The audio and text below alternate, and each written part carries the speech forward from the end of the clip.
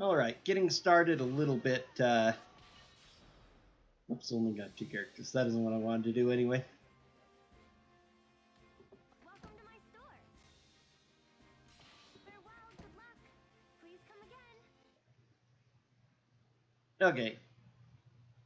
Getting started a little bit later than I wanted to today, but things happen. We need to banditize ourselves and get our weapons ready. So this is part 2 of Let's Make Characters that exist in the game.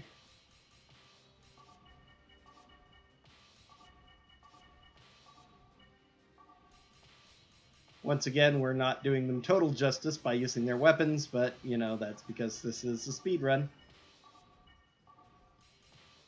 that needs the fast weapons, but there we go.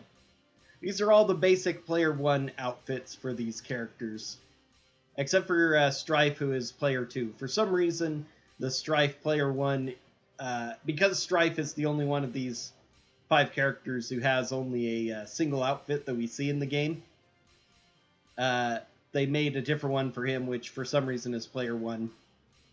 Chester actually gets 3. His Player 1 outfit is the second outfit, and his Player 2 outfit is the one you encounter him in Chronicle 19.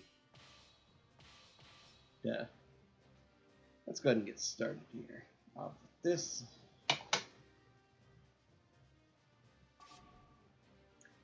And let's begin.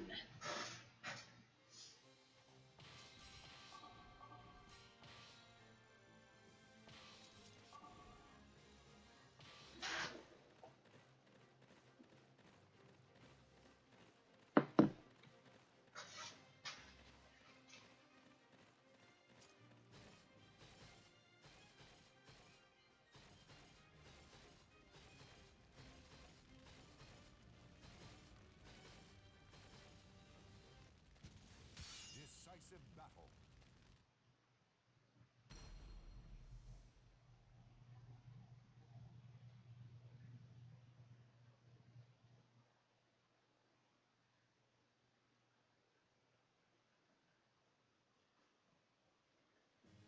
There's actually quite a lot of enemies in the tutorial. For a Grovel on your hands and knees. Know your place. there's more enemies in the tutorial than there are in Chronicle 1 with Abelia. But probably the reason for that is because they want you to experience all of the tutorial stuff they want to offer. So all 3 of the the strongholds that are in front of Abelia's stronghold, or rather the final stronghold in this tutorial, not Abelia's, are there, so you're forced to conquer at least one stronghold before you reach the enemy's main stronghold, and 2 guys are put in the field standing there so that they can give you the tutorial on field battles. Final battle. Fight.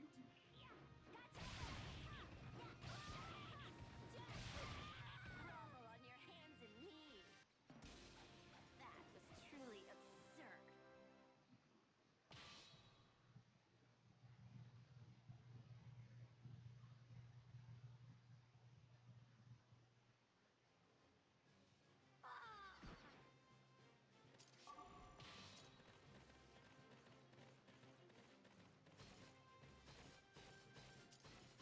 They all have the same poison mission as well, don't they? So that they can give a tutorial on missions and then not really matter for the next 3 or 4 Chronicles, and then suddenly start giving you difficult ones.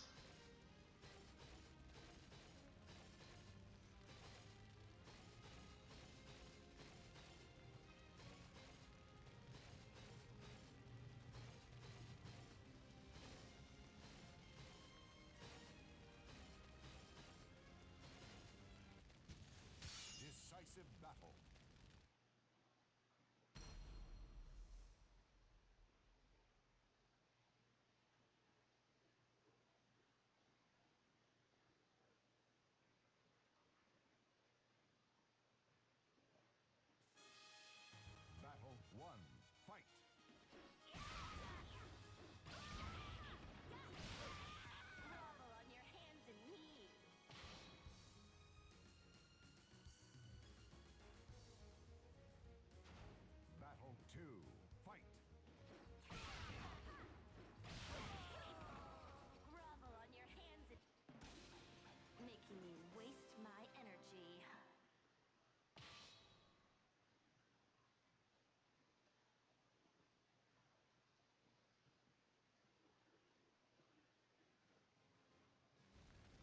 So I was planning on getting a new submission video for this done and submitting it to SGDQ. I was also expecting them to go ahead and go online for one more event at least. However, they are actually doing the next one in person, and I don't have the money right now to travel out there. They aren't even doing a half and half. They're doing a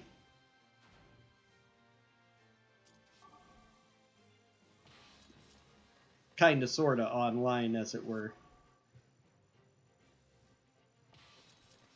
They're only selecting, they say they're taking a select few remote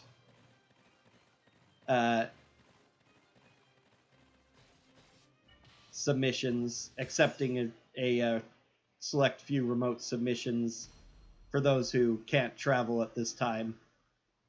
Although those are likely just going to be mostly international, I'm sure, and COVID concerns. Considering the amount of looks that my submission videos get to begin with for GDQ, I doubt this is the year when they would consider my submissions important enough to accept remotely. And again, I can't make the travel, so I'm not even going to worry about it. It's a little bit disappointing. I would think that since they're still not ready to do a full event like they did before, because they're sitting at a point where they're going to have a pretty major attendance cap, as well as getting rid of most of the community-style rooms where people used to hang out together, encouraging, you know, the continued social distancing and all that. And I'm pretty sure that the priorities are going to be, number one, all the staff and volunteers are going to be running the event, or first priority. Second priority are runners, with maybe a mix between those. But they have to have a good amount of volunteers to help with running it anyway. So hopefully a lot of the runners will also be volunteers, I'm sure is their plan.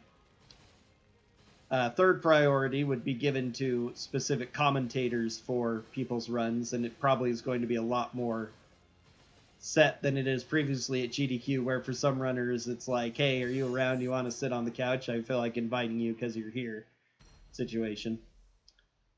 So people who just want to attend for the heck of it to see it but not contribute anything are, hopefully there really shouldn't be any of them, because the fewer they get, the better in this case. Good luck to you. Fight with all your might, as I will. Battle 1. Fight.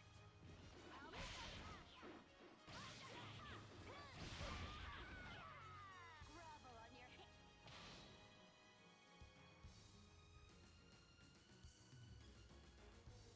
But anyway, because of that, I don't think I'm even going to bother doing a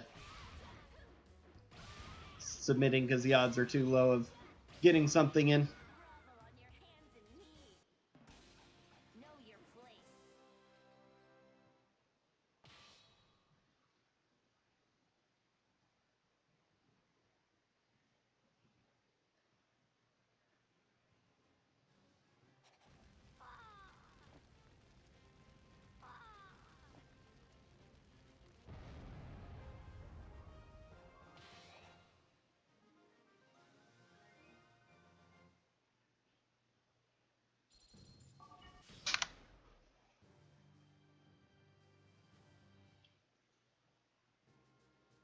Tutorial was roughly pretty good execution. Executed Chronicle 1 very, very well.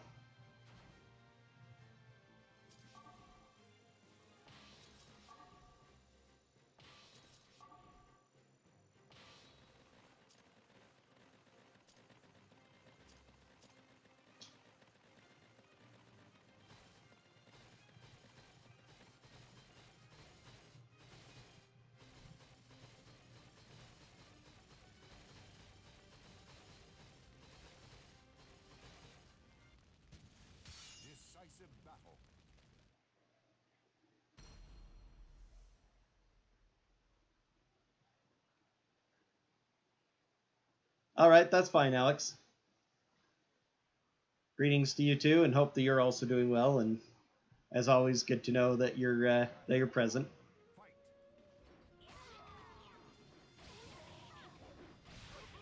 Grovel on your hands and knees. Know your place.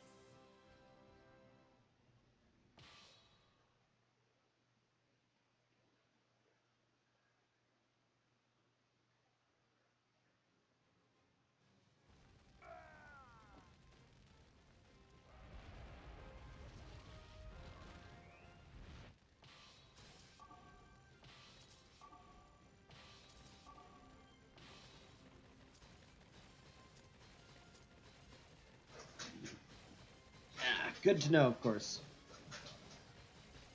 All right.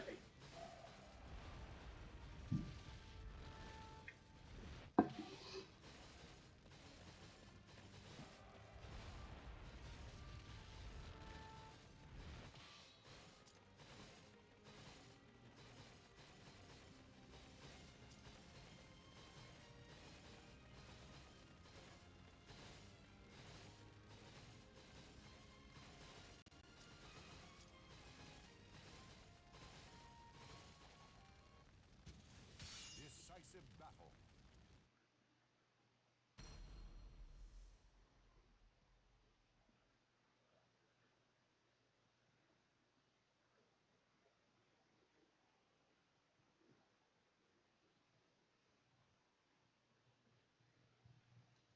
You are strong.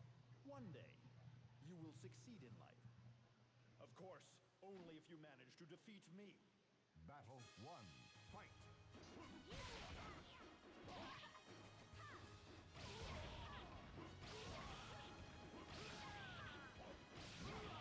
Grovel on your hands and knees.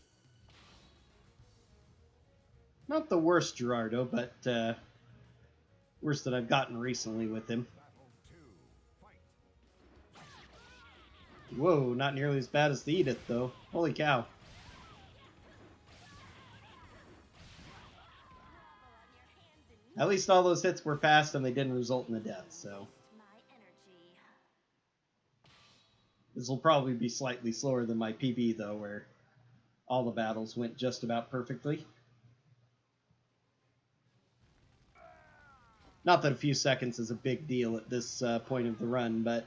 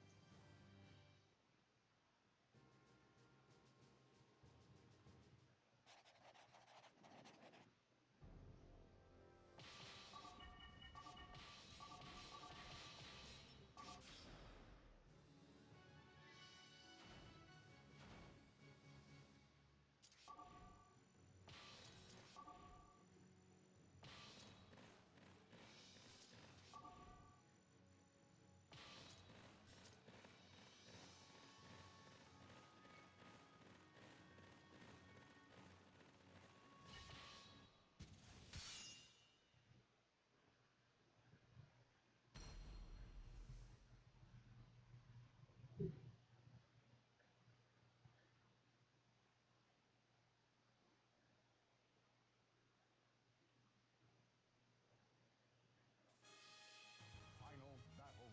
Fight.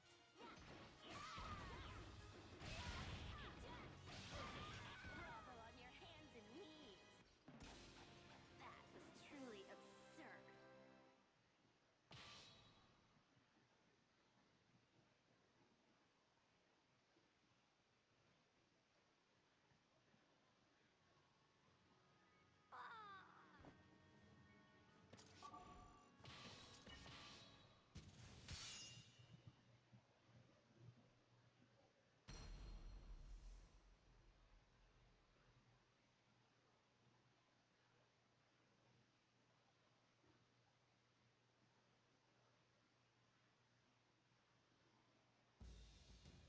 Final battle.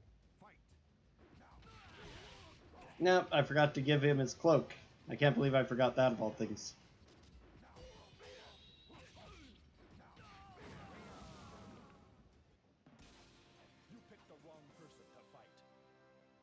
course, I was slightly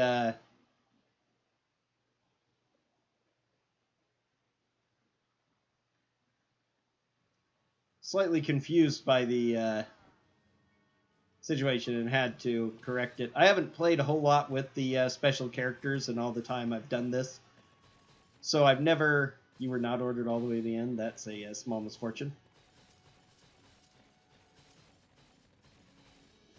But I've never played much with the secondary characters in the second slot, so I wasn't actually... I had forgotten, if I ever really figured out that the... if you use them in the second slot, regardless of if you use them in the first slot, they use their alternate costume. Other than the...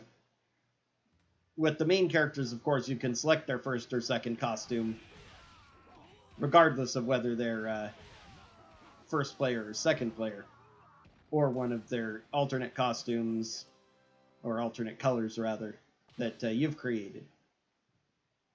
But with the special characters, you don't get to choose their costume. So I assumed that it was always just a basic default costume. So to make things quicker, I was loading up an Emulator battle so I could study them a bit better while I was building them, and setting it on versus battle between the special characters so I could look at them better, and to do it quicker, have one on player 1, one on player 2, seemed pretty natural. So I loaded up Gerardo player 2, and he was in his outfit for when you fight him in Chronicle 15.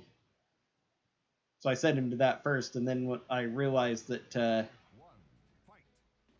going over the characters, that his outfit was different if I was selecting him with player 1, which I hadn't realized before, so I figured I should go back to the player 1's costume for all of them. So I had to adjust him and fix it all, and I forgot to add the cape while doing that. So he didn't have a cape, he doesn't have a cape in his secondary costume.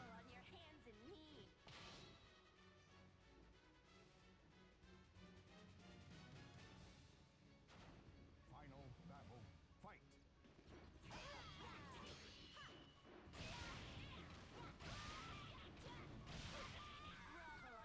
Grovel on your hand. Know your place.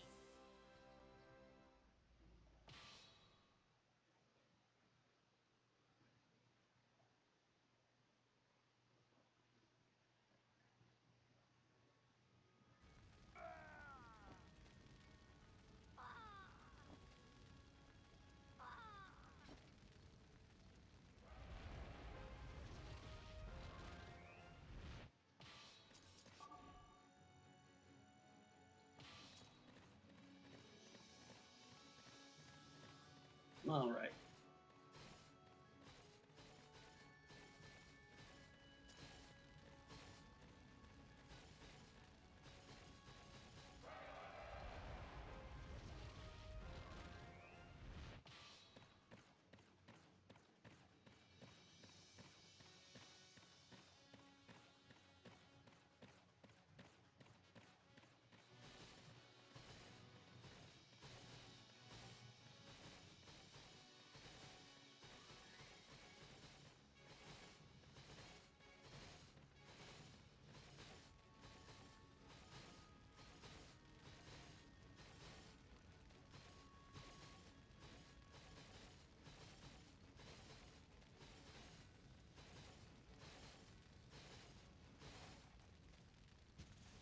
Decisive battle.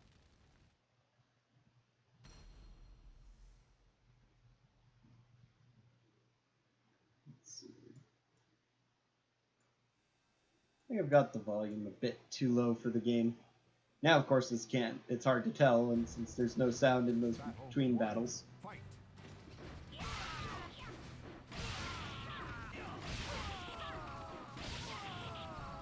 Big issue, of course, is that the games are inconsistent in sound. Battle 2, fight.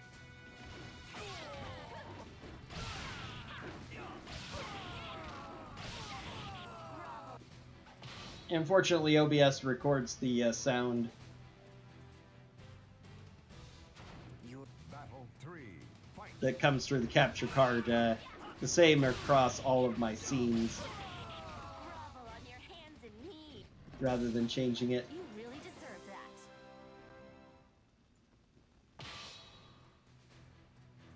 I have absolutely no intention of dying here.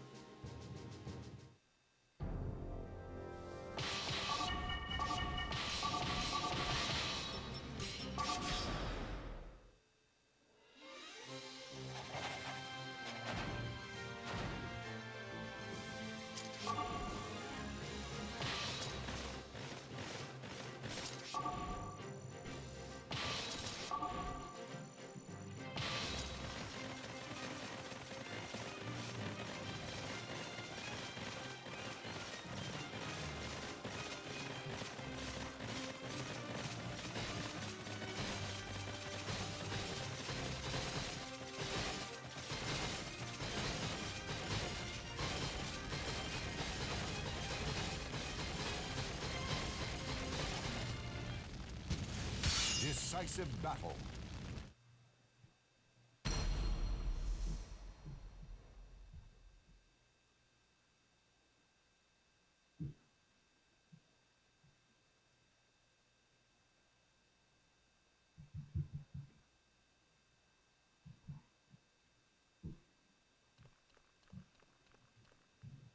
You're certainly a handful. I shall remember your name, as you are the only one who has provided a worthy challenge. Battle 1. Fight.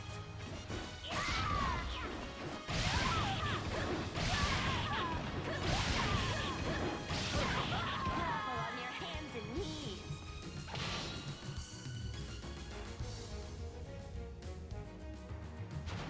Battle 2. Fight.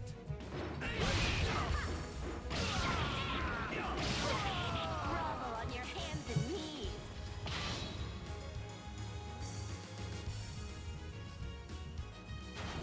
Battle 3. Fight.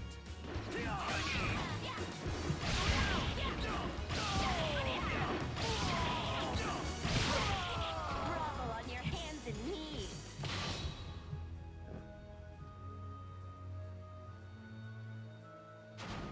Battle 4. Fight.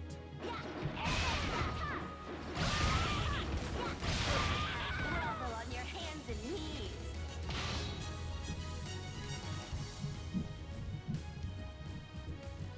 This Battle 5. Fight.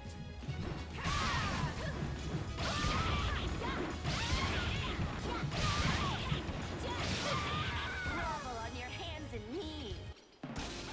Know your place.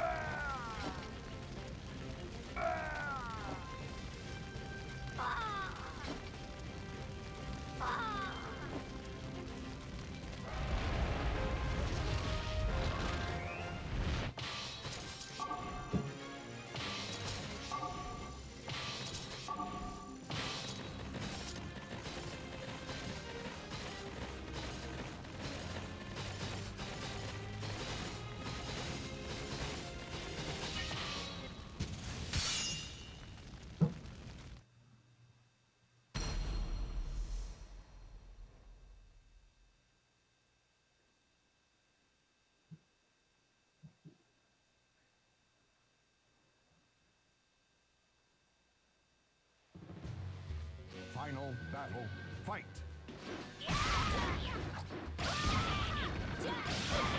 Grovel on your hands and knees. That was truly absurd.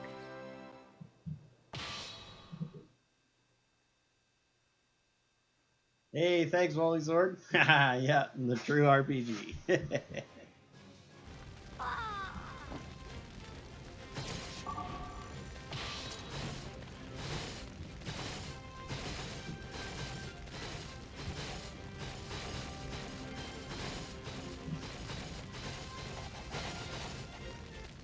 Alright, time for Hammerhead Astaroth.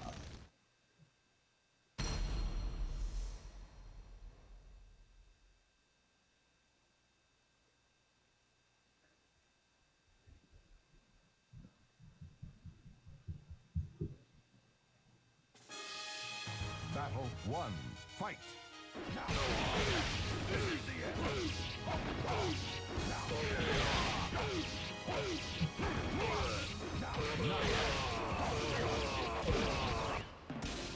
You are not worthy to challenge me.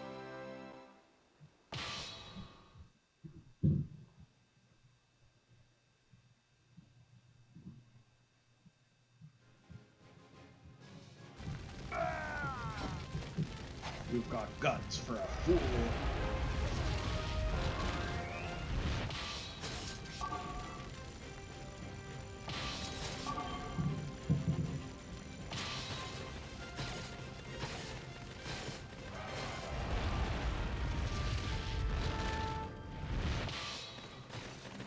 Yes, they're making more noise than usual today up there.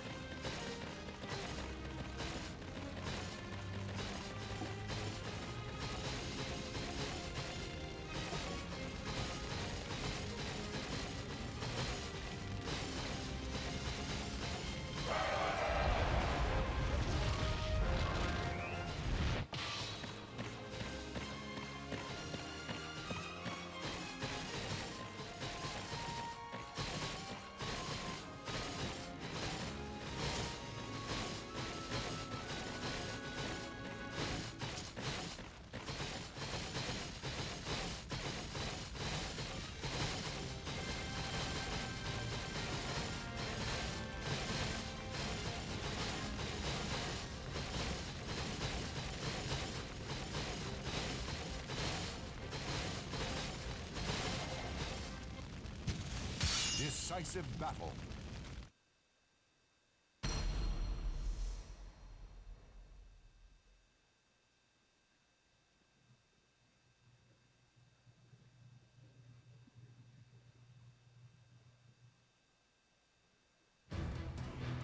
Battle 1, fight!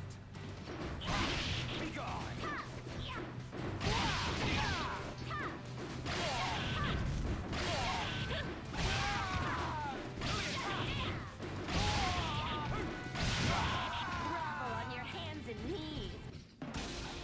Making me waste my energy.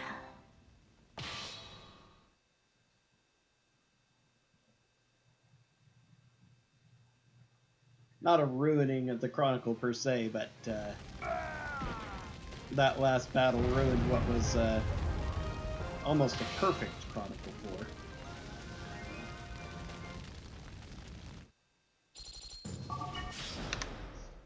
But I'll take all these small losses as long as we don't have the big loss in this Chronicle.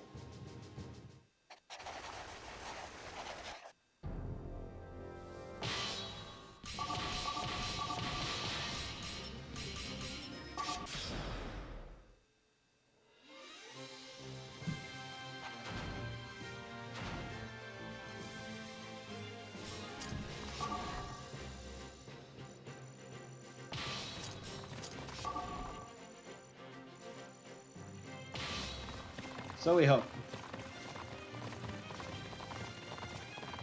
Because the PB I got last week was a relatively significant PB, and that was with numerous long time losing deaths, and starting with a 2-minute loss in this Chronicle because of Ivy deciding to kill me for the first time in forever.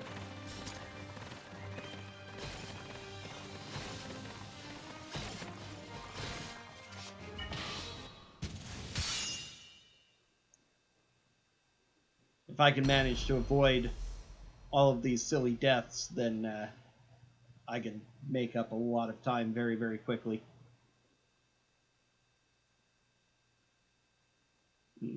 Or I guess I should say just large chunks of it. One, fight. It's over. Where are you going? It's over. It's over. Hey,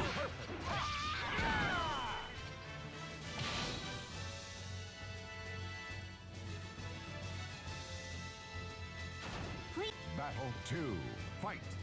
it's over. It's over. It's over. It's over. Hey,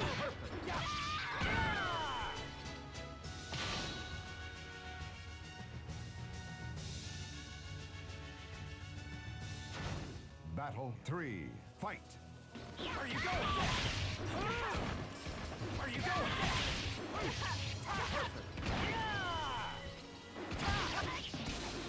I told you, it's futile.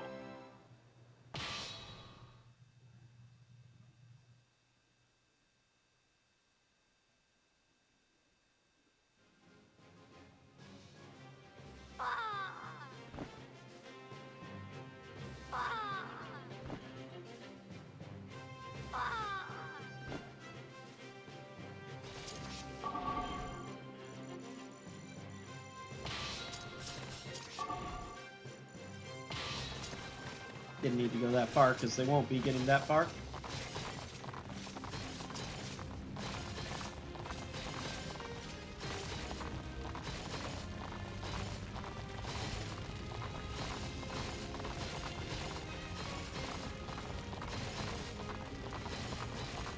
That's actually fine.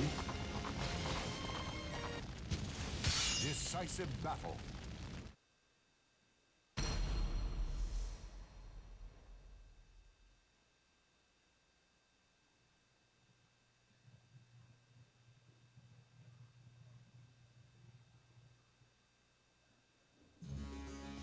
Battle 1, fight.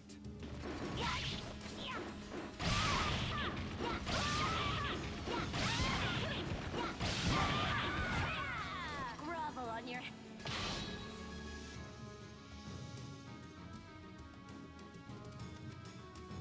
This... Battle 2. Well, we won't make her wait long.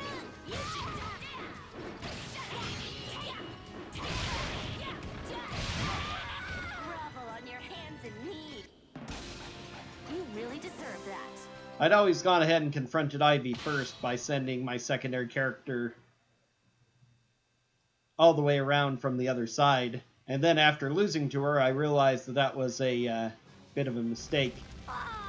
Even in the off chance that I don't lose to her, it's probably faster to take this route, take this first. But if I do lose to her, it's a whole lot faster because I can build up this stronghold.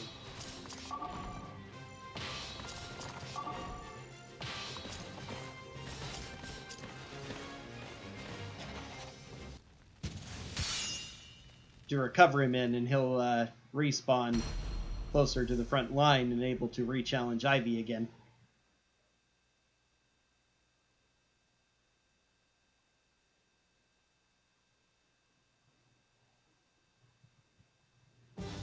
The final battle, fight.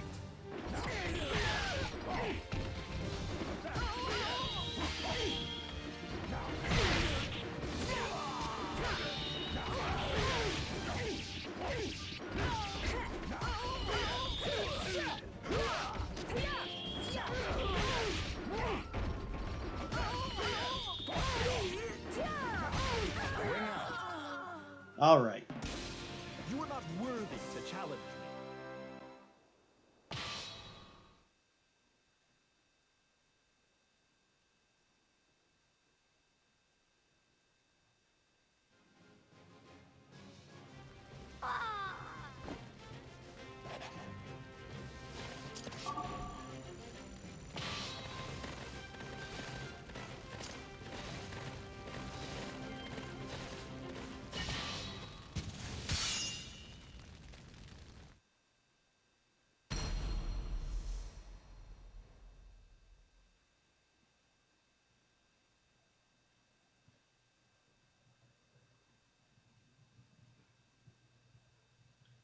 But she also didn't hurt by ringing me out, so at least there's that.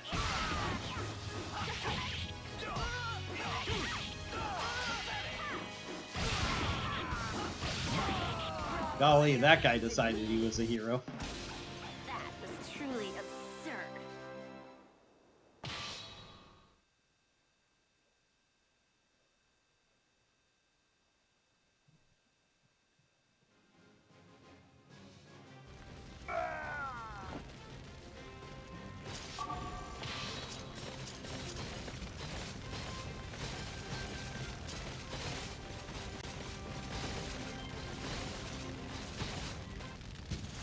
Decisive battle.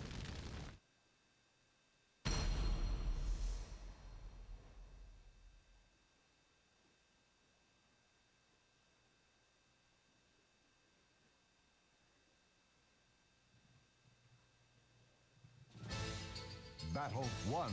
Fight. It's over. Where you go? You should not. Know your place.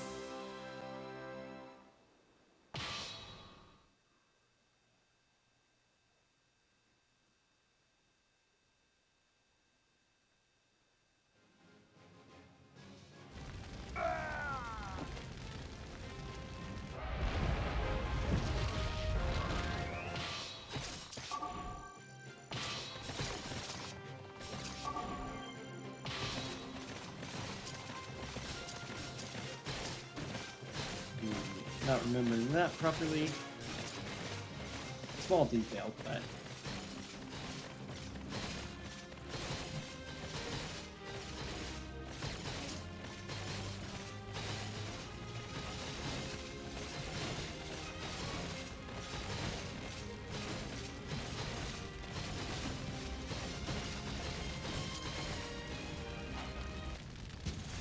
Decisive battle.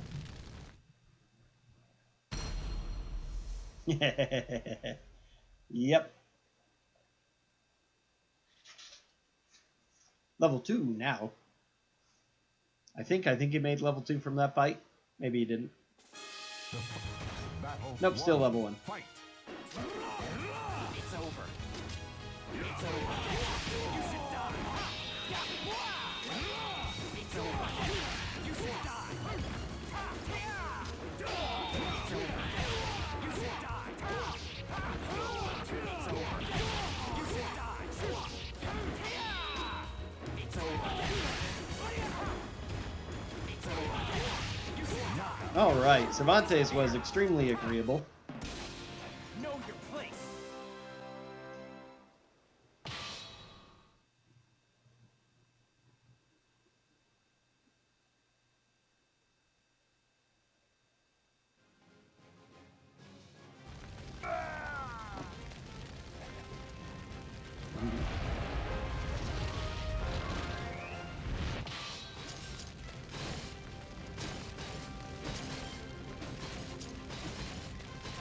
Since you can't ring him out, and he is a pirate with a lot of hit points and defense, it can be a pain to work through all of Cervantes' hit points with a low-level character, especially if he decides to be aggressive, which he often is.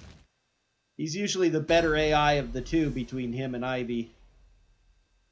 Although that might just be helped by the fact that it's impossible to ring him out, while Ivy generally falls to it pretty easily most of the time. Battle 1. Fight. He's been better the last 2 times, though, because last time he didn't kill me and Ivy did. I believe she got a ring out on me, which was how the only reason I still lost the fight. Battle 2. Fight. Very occasionally they are able to pull those off.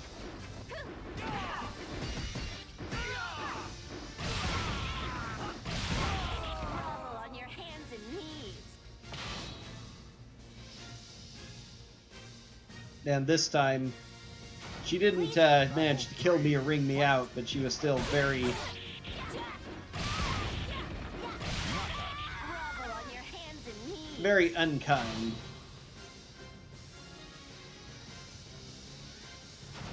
Battle 4. Fight.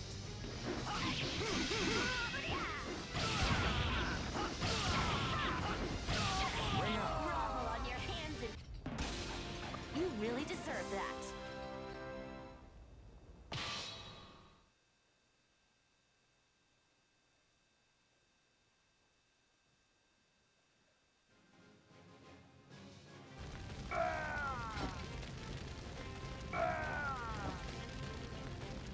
So a couple weeks ago, she did manage to survive, which means that this is a little bit faster than it could have been still.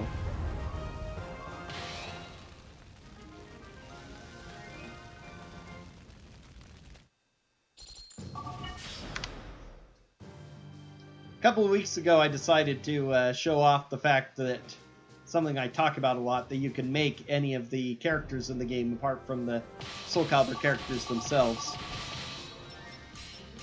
So I made Luna and her Klesser Pemdo. This time around, I decided to do all of the main rivals in the game. I don't want to say villains entirely, because that doesn't quite apply to Gerardo and Abilia, but they're the characters important enough to be special characters who you fight more than once, except for Strife, but Strife is the final boss, so...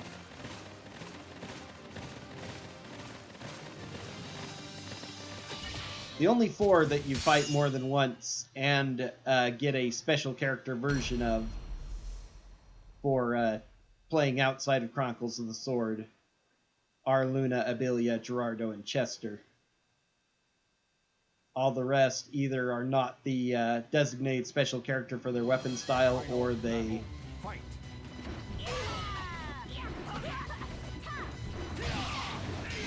Okay, seriously. Come on now. Quit being dumb. So all the rest of them, you either only fight once, or if you fight them more than once, they aren't the special character for that weapon style. So Heil you can't use. So it was basically between Strife, Aurelia, or Demuth for the last spot. Strife is definitely the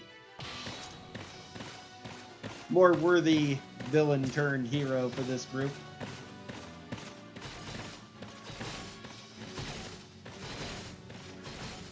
Yeah, again, that death to Ivy cost me a lot of time. Especially since I didn't have a stronghold nearby to resurrect that, so I had to start at the very top of the... in my main stronghold at the very bottom of the map.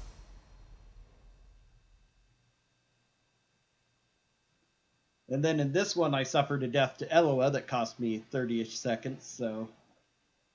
if I can avoid dying to Eloa, this will also be a Battle 1. Fight. improvement.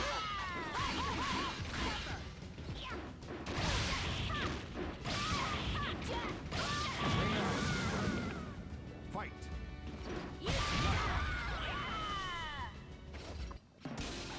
That was truly absurd.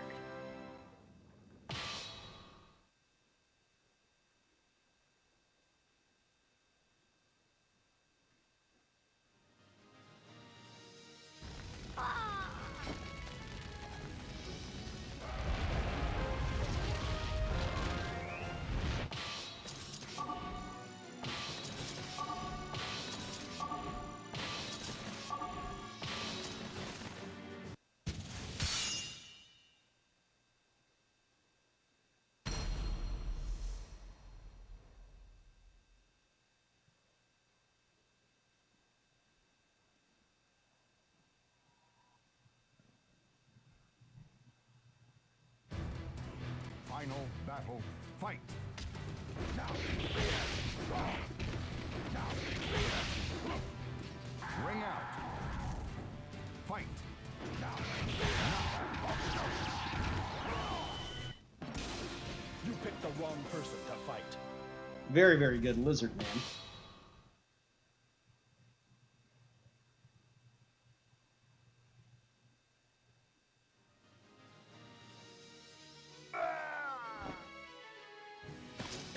So now, if Eloa behaves, this should be a another time improvement.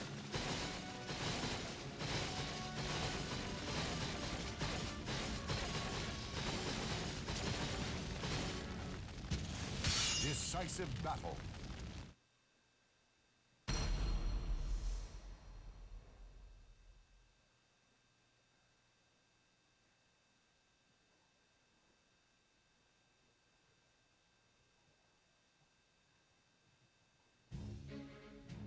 Battle 1. Fight.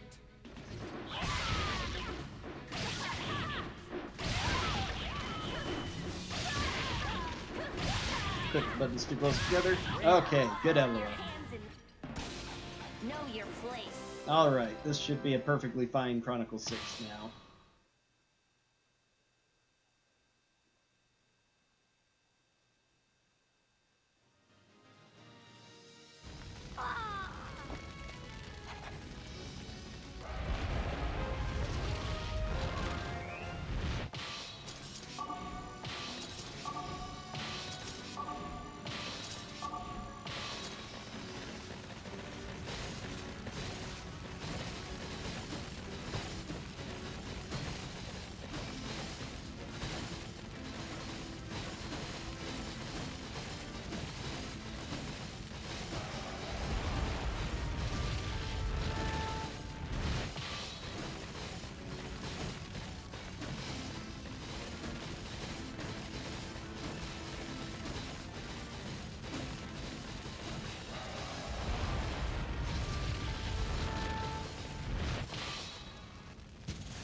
Decisive battle.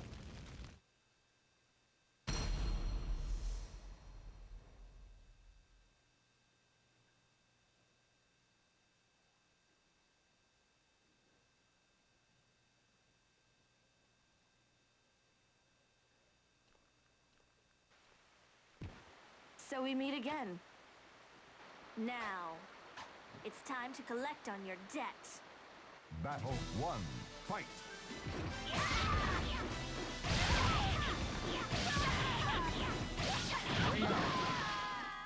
Fight. Grovel on your hands and knees. I love seeing the mirror matchups. Battle 2. Fight. I used Luna's secondary outfit the first time I did this with her Klesser Pemdo, and the highlight of that run was the final cutscene with Luna. Battle 3. Fight. So which one's real and which one's fake?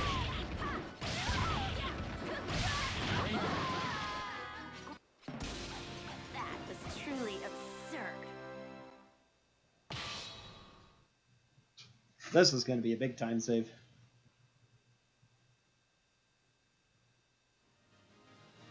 Even with the loading, this should be a gold.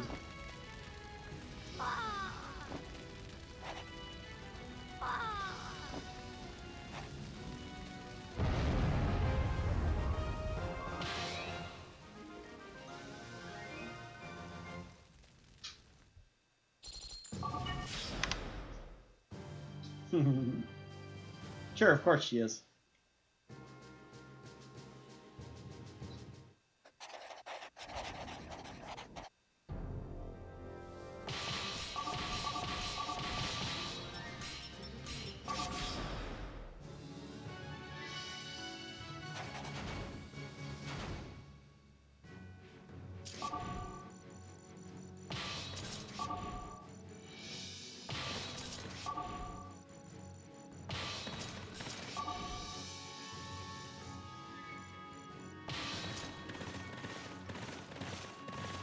Should have had another character doing it. Oh well.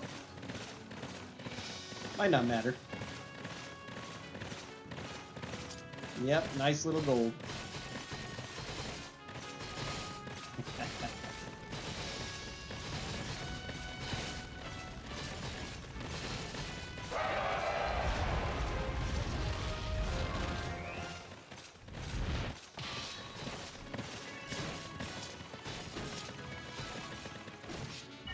Okay.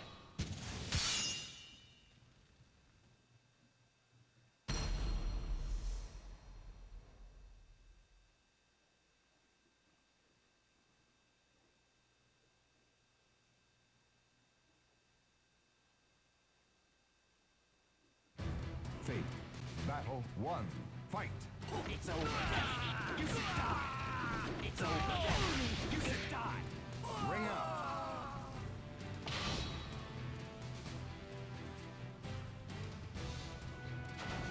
Battle 2.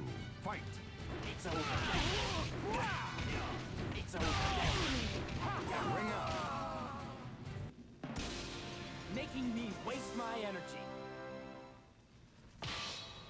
Trying to come up with a story for this crew would be pretty amusing. Why there are 2 Chesters, 2 Abilias, 2 Strifes, 2 Gerardos, and 2 Ludas.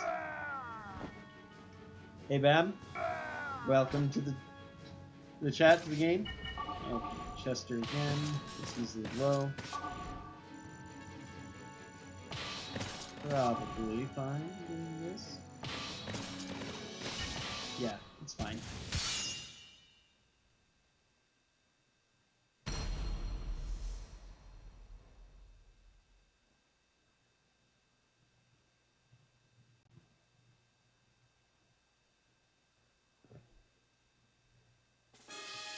Final battle, fight! It's over. Where are you going? Goodbye. That was truly absurd.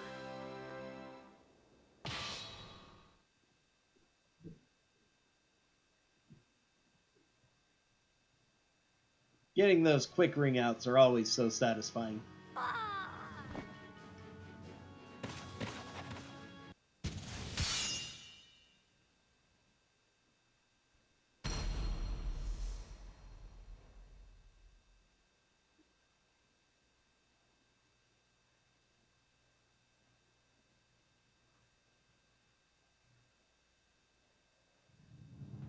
Final. Now, Rock generally isn't a problem, but he can be annoying, so let's see if he plays nice.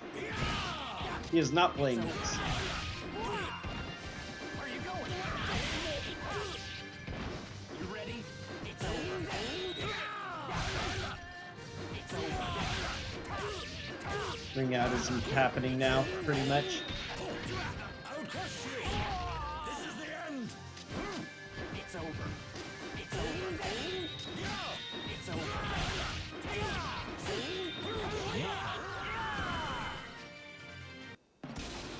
I told you. It's futile.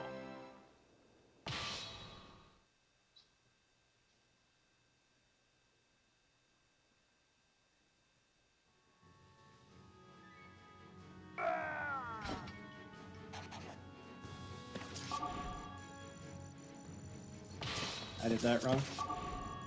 Should have just hit R1. Should have known better. Would have taken me to him, then I could L1 quickly back to the other character who was paused without orders, but oh well. Not a major deal, just one of those little things I need to remember to improve my time slightly.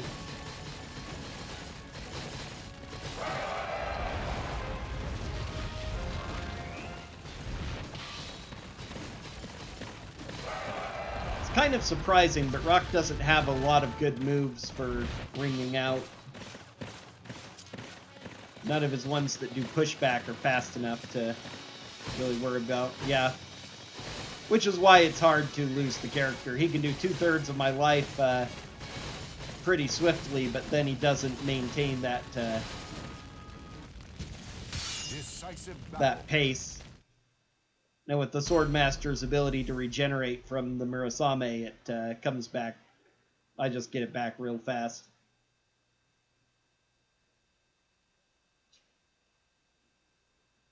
Of course, this is where I run the very real risk of losing the character. We'll see how kind the ice is to me today. Because I've had a lot of this going on recently. Grovel on your hands and knees.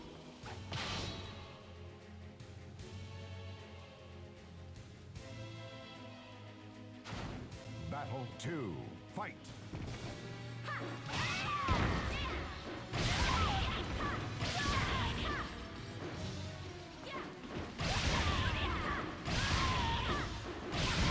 Okay, that looked a little bit bad, but I managed to recover that too. This will probably be comparable to my PB, maybe a small time loss. But as long as I don't lose a character, it's not bad.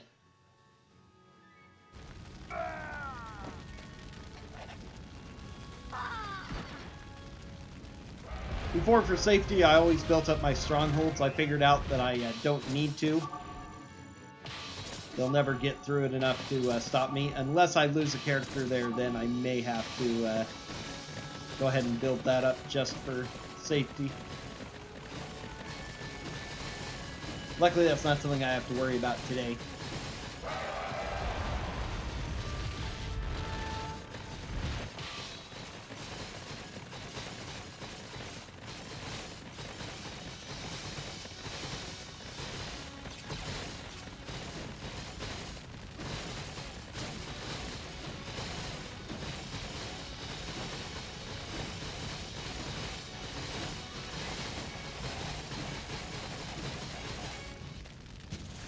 Decisive battle.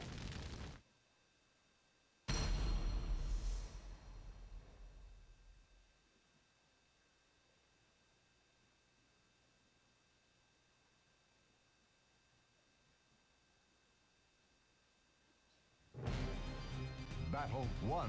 Fight.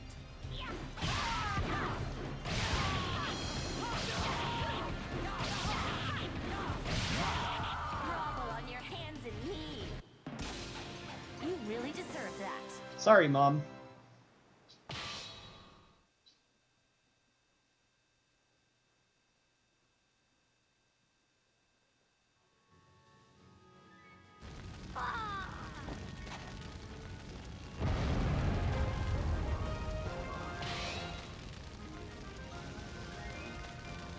Comparable to my PB overall. Fights didn't go great on the PB either.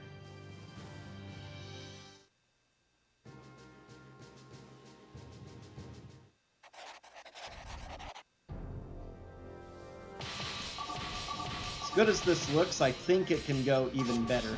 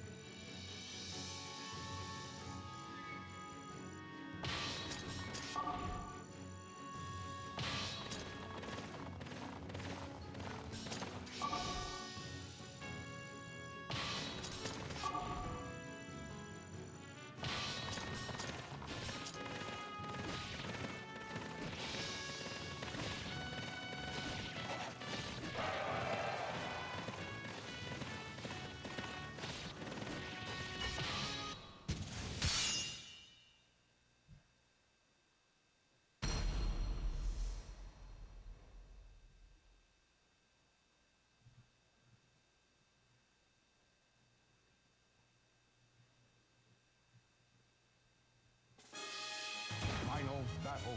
Fight.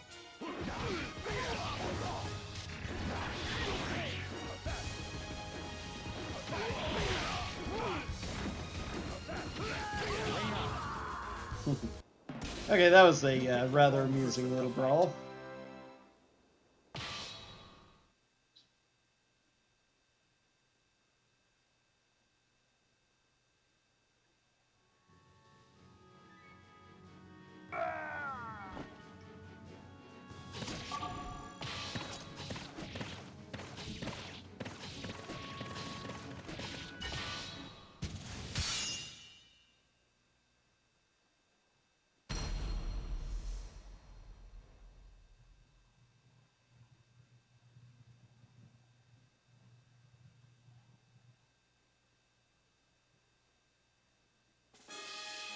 Final battle. Fight.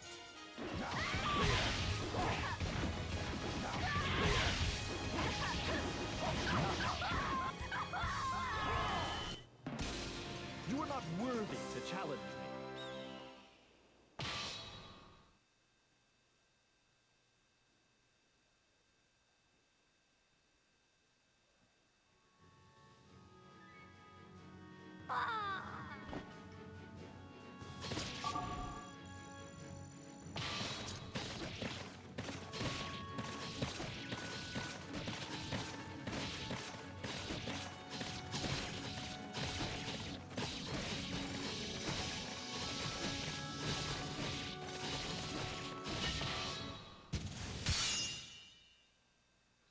Interesting. Well, it doesn't matter then.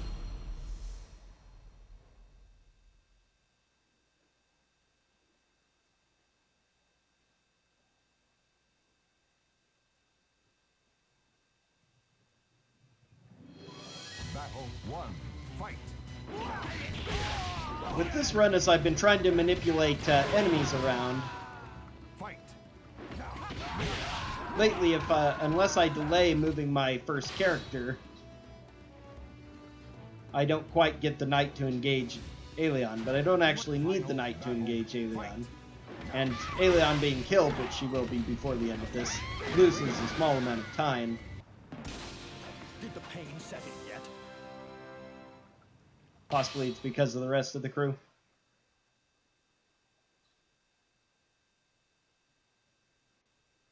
Another very small thing. But at least I know it doesn't really matter if I delay the main character or not, so I can get her started immediately.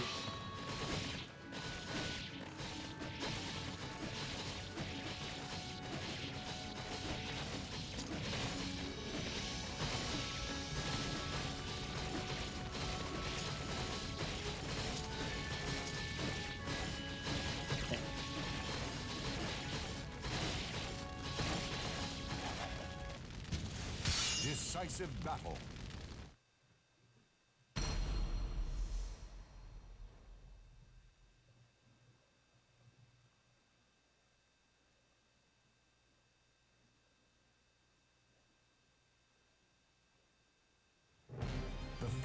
Battle 1. Fight.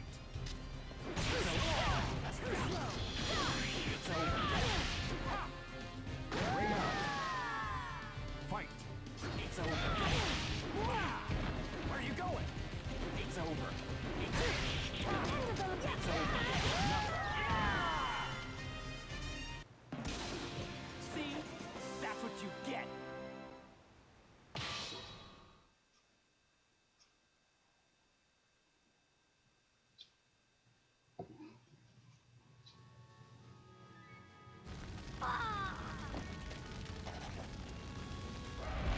Pretty good little Setsuka fight.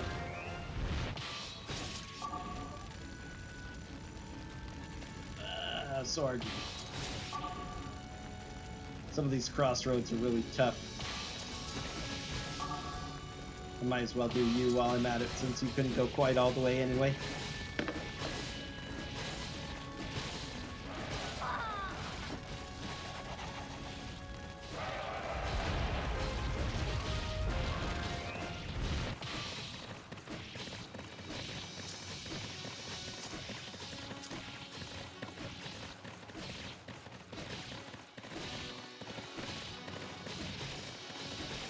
This is probably the best overall for this Chronicle.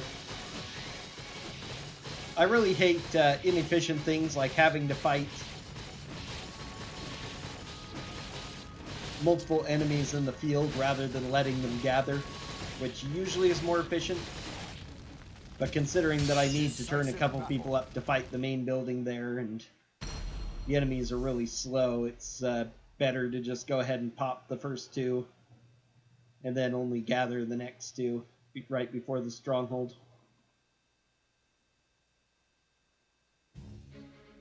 Battle 1. Fight. Bring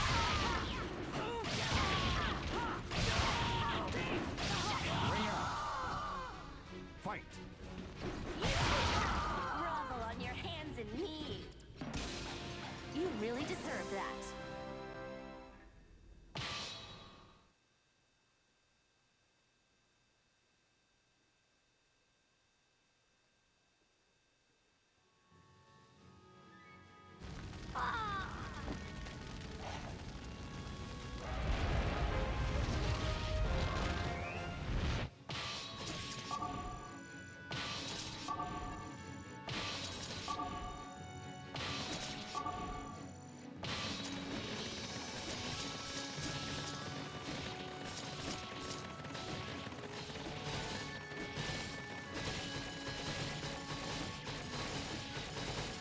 Okay, Heil 1 usually isn't too bad.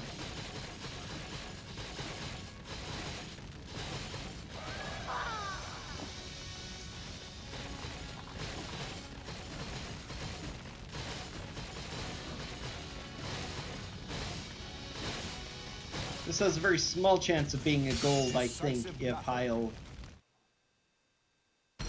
chooses to die pretty much immediately.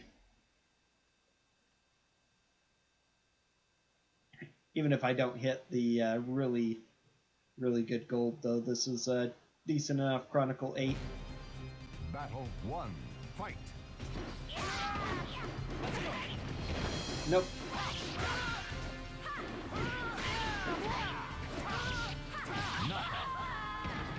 Okay. There's my first death of the run, but not the worst place to get a death. A rather unusual one. Heil 1 is far and away the easiest of the Heils, generally. Battle 2. Fight. For him to be that annoyingly aggressive is rare. Probably shouldn't be trying to ring him out since his weapon usually prevents it. Knockout. Know your place.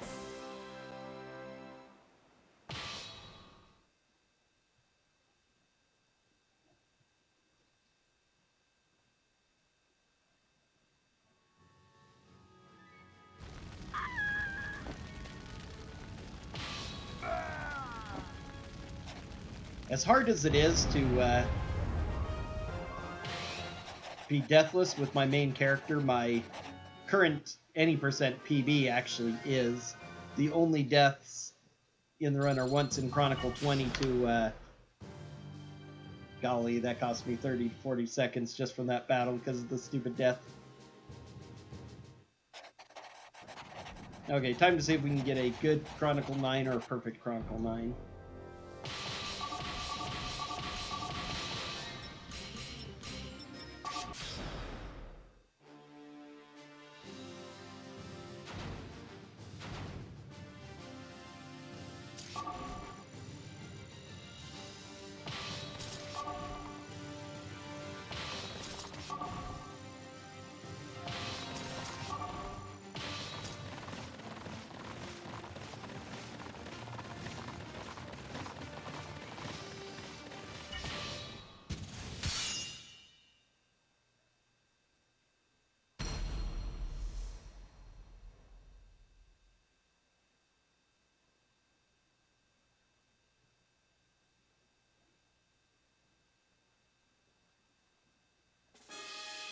Final battle. Fight. It's over. Where are you going?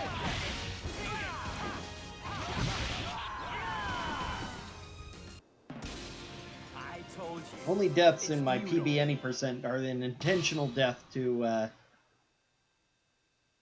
Abelia in Chronicle 18, because it's just faster to take that, and then a defeat because I'm too low level near the end of Chronicle 20 to one of my characters in the field, which doesn't lose nearly as much time as you would think it would.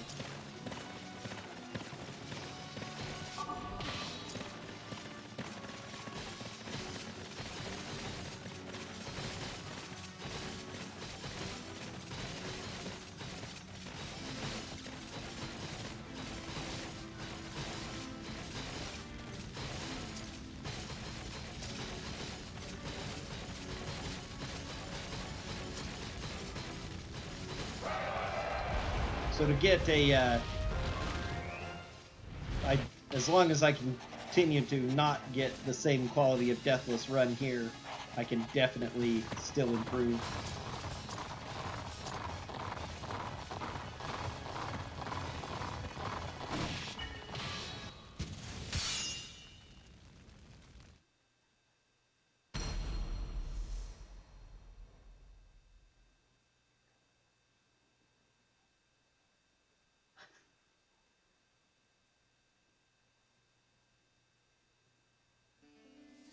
Battle 1. Fight. Now.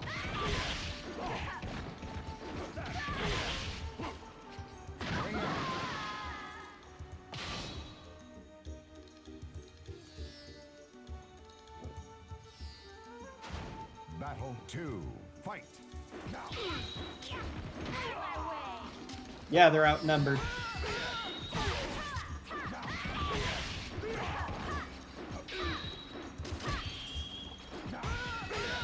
Come on, AG.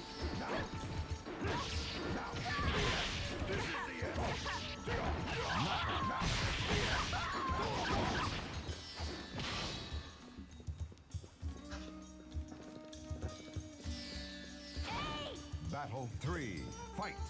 Now! Now!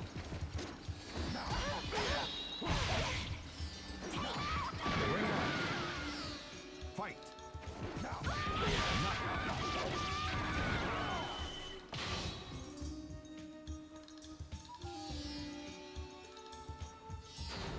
Battle 4, fight!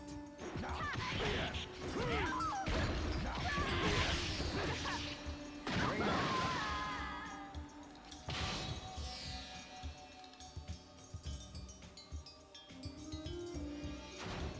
Battle 5, fight!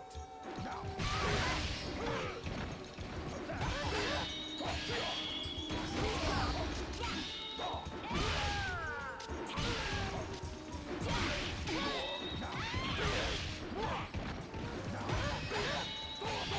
Somehow she keeps hitting me before my shoulder charge goes off. It's entirely unfair.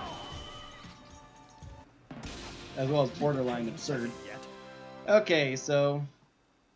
looks like it's going to be a perfect Chronicle 9 apart from the Plus or Pemdo, 3 of the 5 being very annoying. The order you fight them in is kind of a pseudo-RNG, pseudo-random order. It's usually the order we got here, Eloa, AG, Healdo, Luna, and then Loopy last. Though sometimes they're in a slightly different order, and I never know what causes that.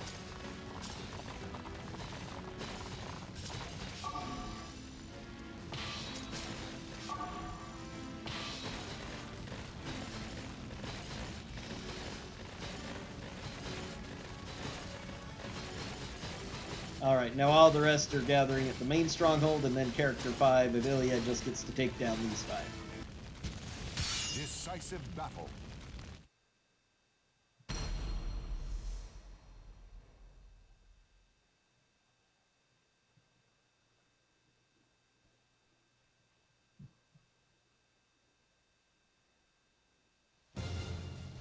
Battle 1, fight! Did I do it? Did I do it? You can't get away. If you add up all their levels, I'm even more outnumbered. Because this is a level 1 character against a level 9. Battle A level 2, 9. fight! So that's 18 levels. Did I do it? You can't get away.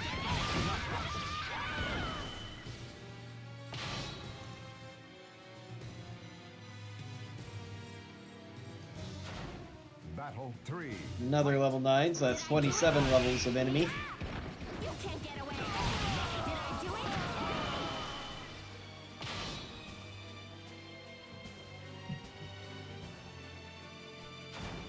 Battle 4, 36. fight! Did I do it? You can't get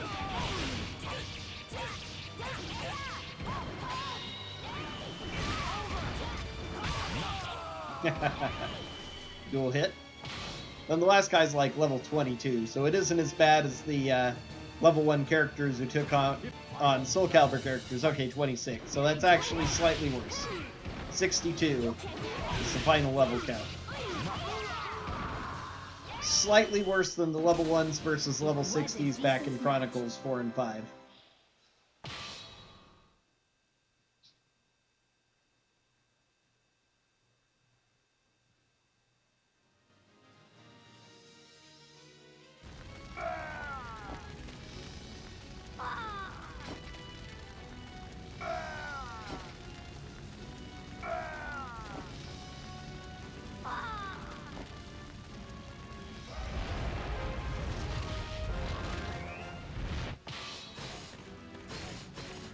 Alright, now all we need is for these final 4 fights to go reasonably well.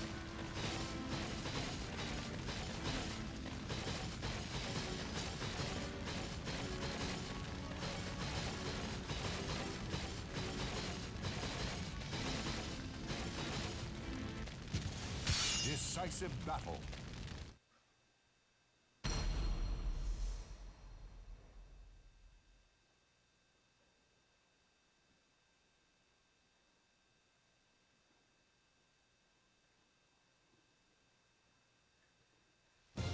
If I get the enemy movement to be perfect,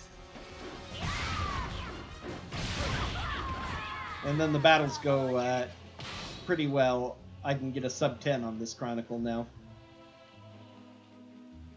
It's exactly the same as any percent, so I know that I can hit my any percent highlight for this. I could do even better because at least the character fighting the Cluster Pemdo is always going to be higher level than in the any percent because of all the additional fights.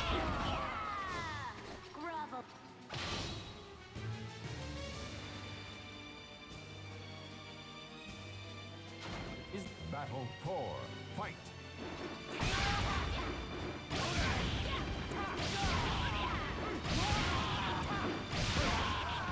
Okay. Kyle was much nicer than his previous incarnation. By my graceful moves?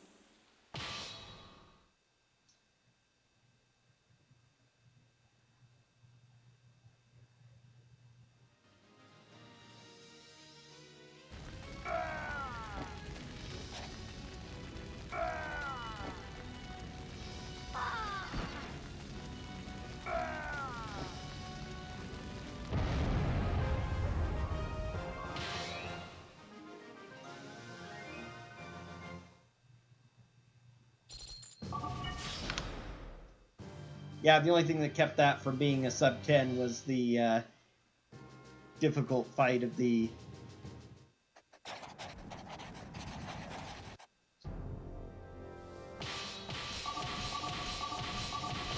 Cluster Pemdo.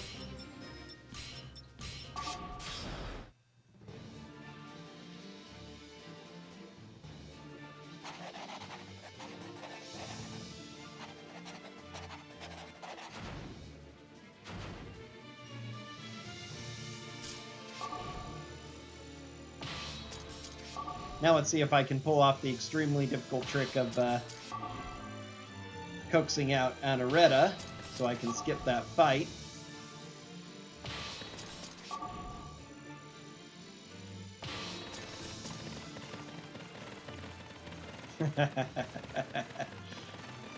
Nice time to stop lurking. Poor Mooncalf. Mom!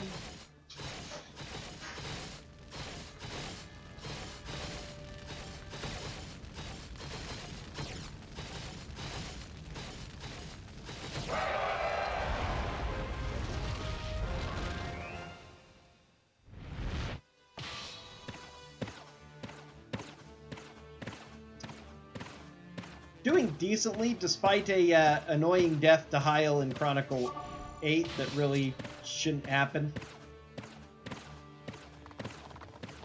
Oh man, looks like I major goofed up. Because yeah, we're going to get both of them here. So that's a bit unfortunate. It's going to be 100% enemies this time. Trying to manipulate them out is incredibly precise. Almost random, but not quite.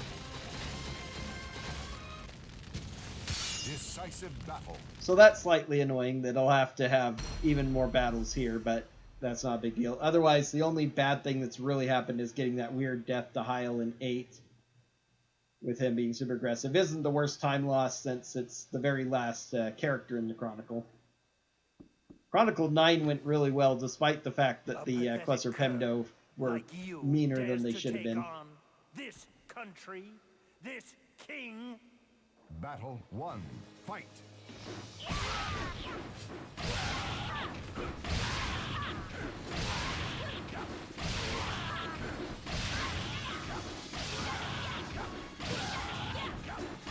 I might lose as much as a minute on Chronicle 10 here, which would be annoying, but since I'm still ahead of my PB and still have time to save in a couple of later Chronicles, it's not the end of the world either.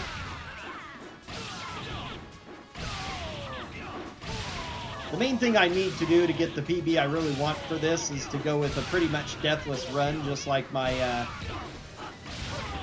any percent run is.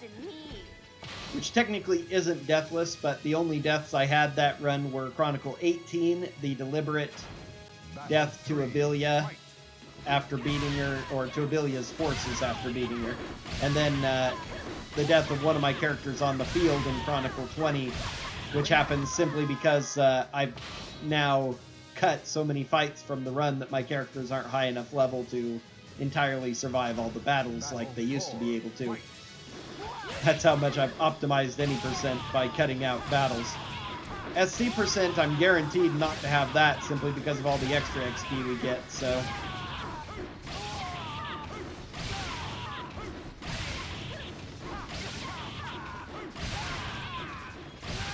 The chip damage in this fight in particular, crazy.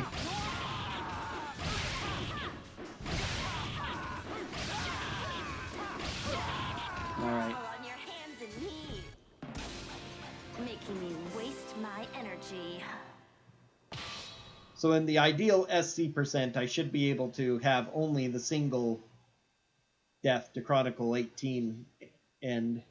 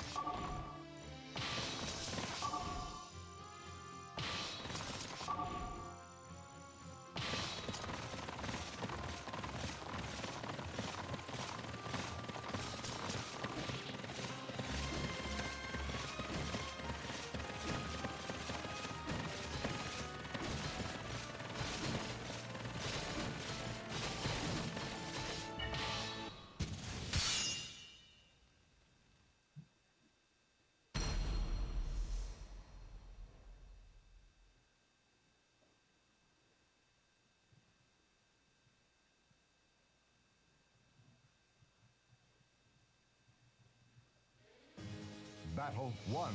Fight! It's over. You should die. It's over. It's over. It's over.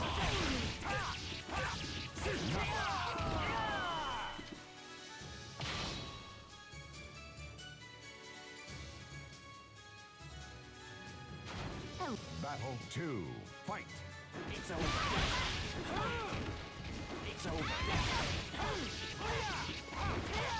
It's over.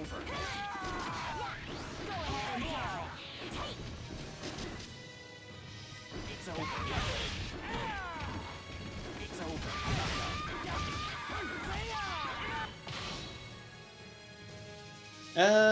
I don't quite remember what you might be talking about, specifically in this Chronicle or 3. something else. Oh yeah, setting up, yeah, not in the run, but if you're talking about what I was doing with the... I was thinking about using just save states in the emulator so that I can practice certain tricks and wild strategies for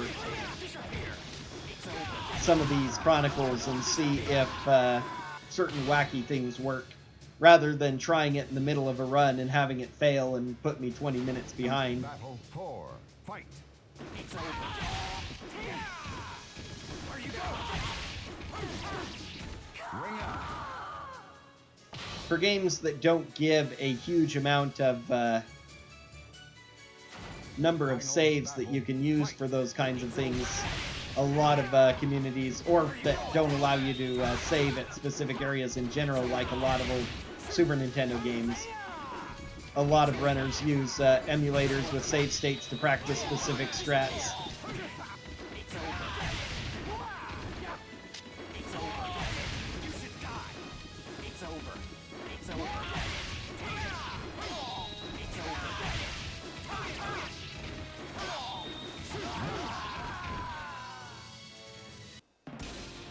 Making me waste my energy. For now, I want to get a really good sub 340 using this just the basic strats that I've got right now, because I keep trying to come up with something specifically for this Chronicle, which may save a bunch of time, but it's failed every time. There's still a few more I could do, but I just got tired of doing it. So right now I want to concentrate on doing what I know works, getting my sub 340 with it, and then I'll think about doing something wacky. Doing the emulator save states.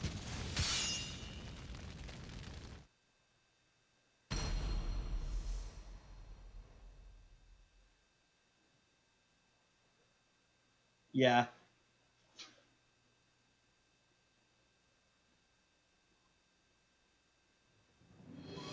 Battle 1. Fight. Where are you going? It's over. Fight. It's over. It's over. Knockout.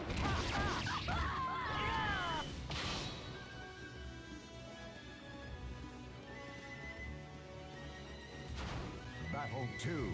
Fight. It's over. Where are you going? Fight. It's over.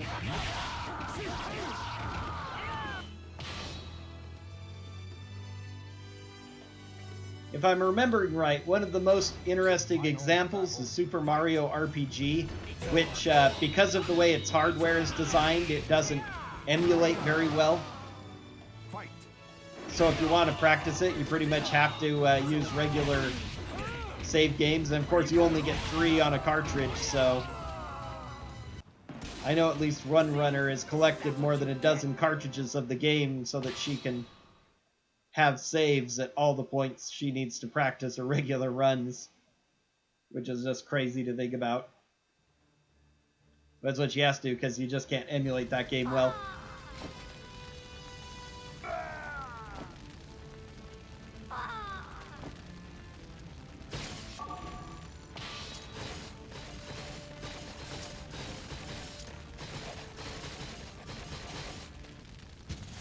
Decisive battle.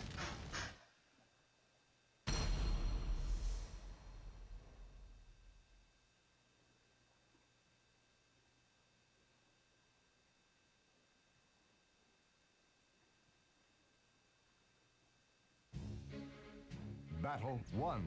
Fight.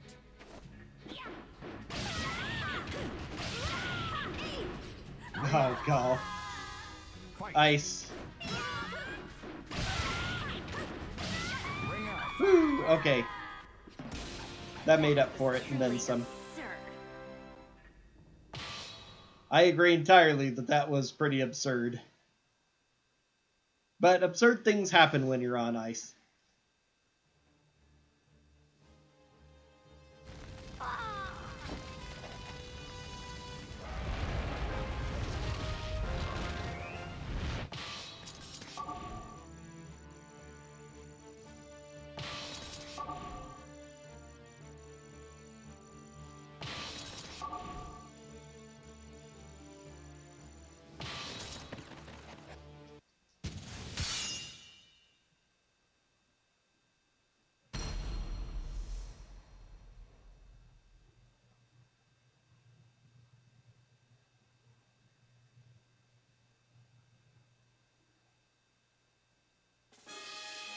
Final battle. Fight. Where are you going? Fight. It's over. See? That's what you get.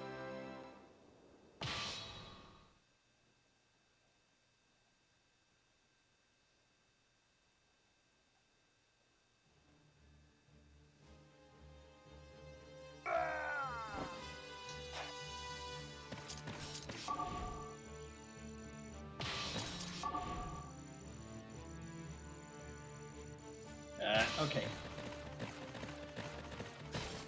Yeah, this is probably going to be about 16 minutes with the extra battles they had to fight. And the overall quality of the battles weren't too bad, but last week's 10 was very, very good, so... And I think I managed to avoid both Honoret and Oryx.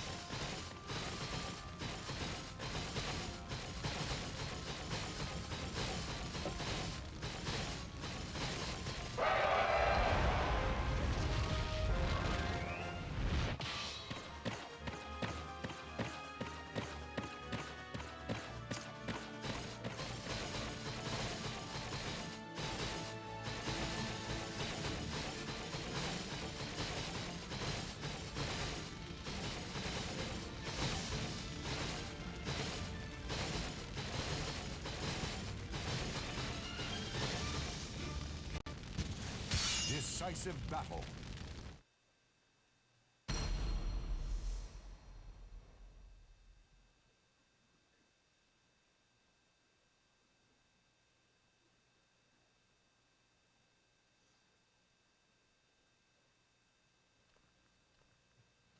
All right, all right. Surprised? Well, it's just as you see. I must protect this country. I have this brilliant plan of pitting Grandal and Dalkia against one another, and then rise to power during the resulting chaos. But because of your unexpected meddling, my plan is in ruins. You will pay dearly for this. Battle 1. Fight!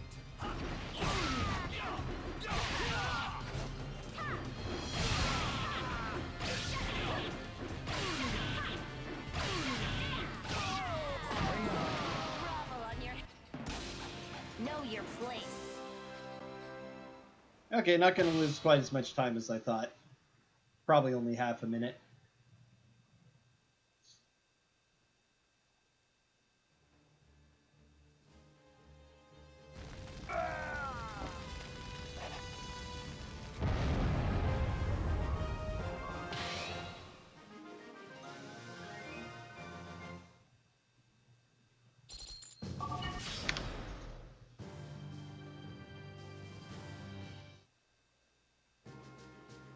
Okay, I died to Loopy and Eloa, so I can get back 2 minutes here pretty easily, provided that the Clesserpendo behaved this time.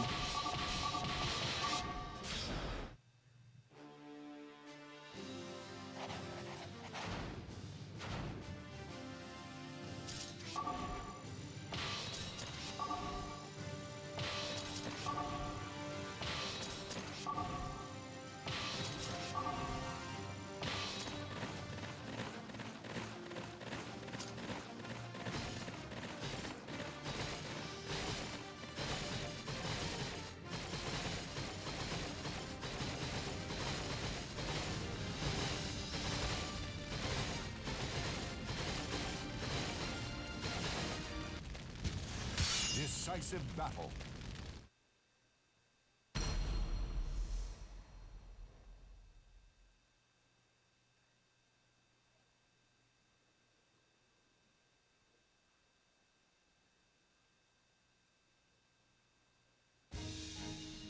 Battle 1. Fight!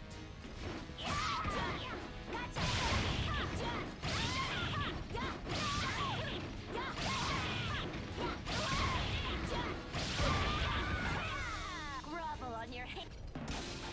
You really deserve that.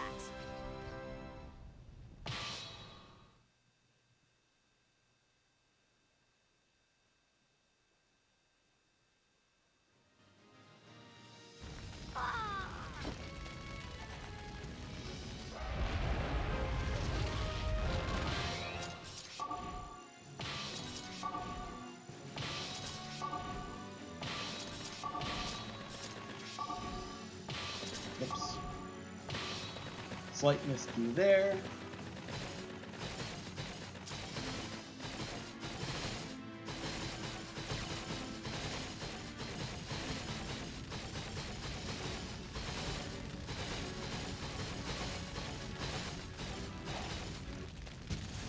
Decisive battle.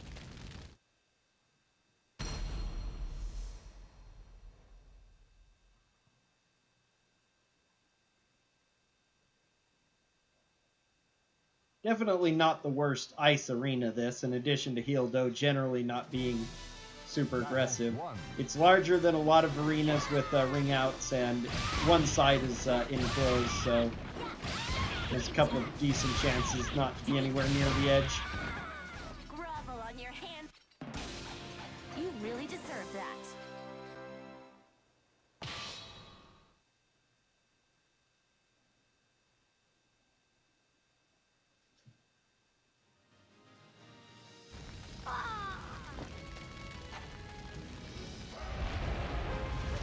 One of the other things that makes Sun Mina's stage so terrible is that it's one of the smallest, entirely circular stages.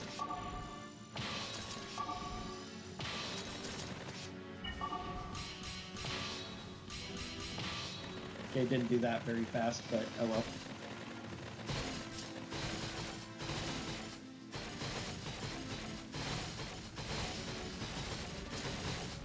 Whoops, I did that a little early.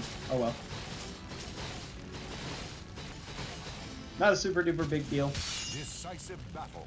He shouldn't even, actually, he shouldn't even be the next man up if Eloa does happen to kill me, so I don't need to be worried about it. It's getting a little bit ahead of myself on where, which stronghold we were on. Battle 1. Fight. Come on, Eloa.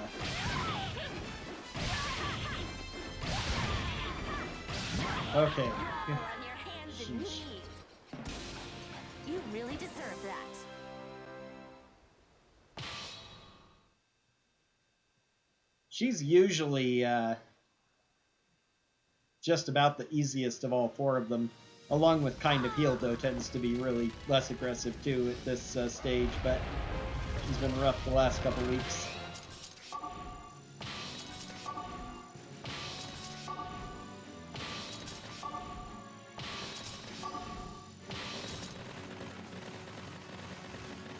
Okay, now we got a Terra Luna away right before we take the stronghold.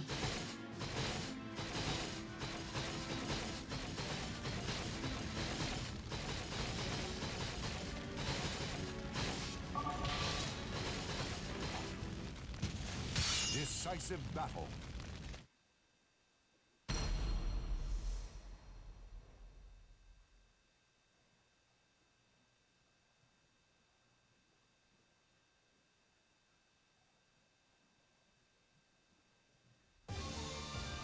Battle 1. Fight. 3, 2, 1. 3, 2, 1. 3, 2, 1. 3, 2, 1. 1.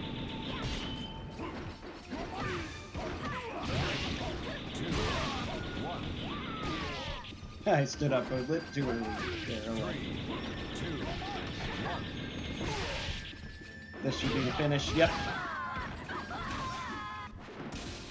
You picked the wrong person to fight.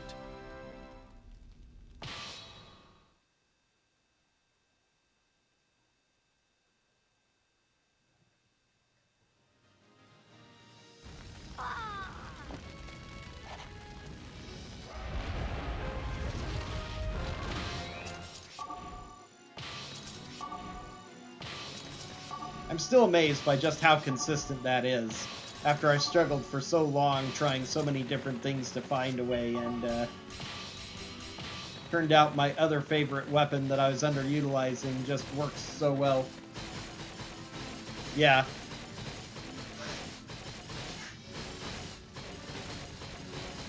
Even with the Quake effect too, it doesn't feel very bad to just go ahead and crouch block the Quake when it's about to come, because you pretty much go into a lot of the moves that come off of, that I use a lot, that come off of B plus K, which is kind of my go-to moveset for quite a lot of my go-to move for quite a lot of different movesets. Unlike a lot of them, the forward flip that I rely on there comes perfectly out of crouching without doing a while rising move It will instead. not be like our previous encounters. See if you can defeat this sword. Battle 1. Fight.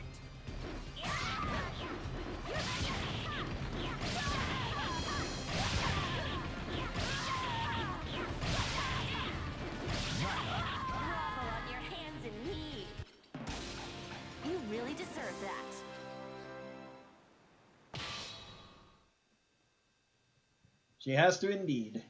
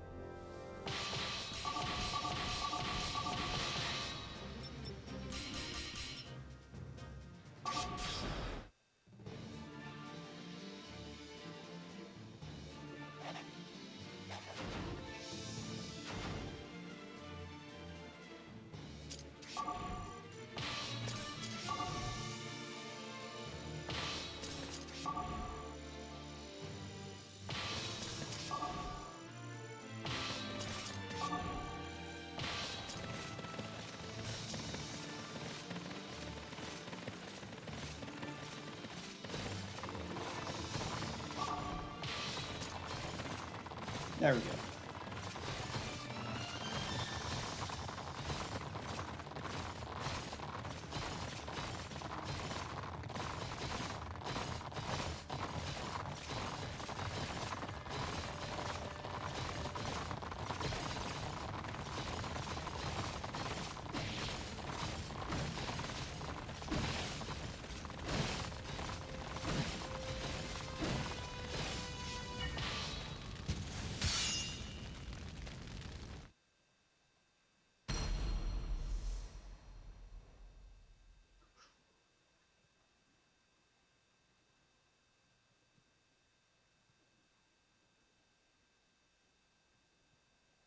Yeah, with all of these copied characters, the true story of this mode becomes very fuzzy. The entire thing almost could be interpreted more as a metaphysical, dream-like sequence than an actual war.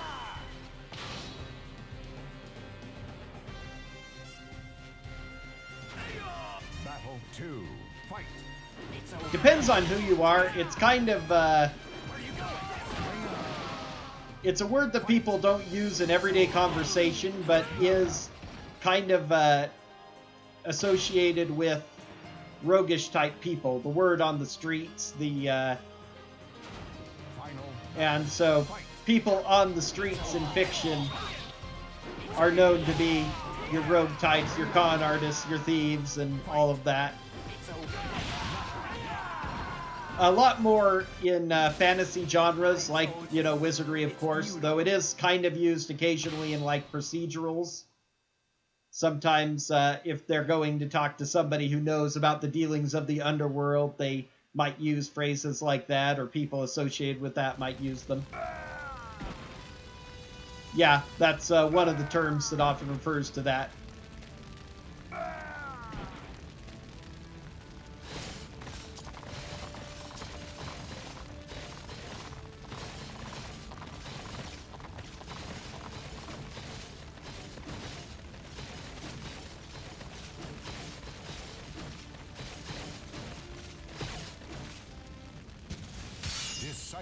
So would they understand? Almost certainly yes. I think just about everybody has seen a Showermet, but would they consider it usual? They definitely not.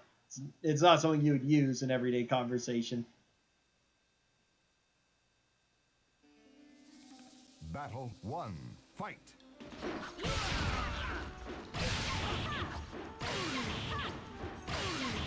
Come on. Fight.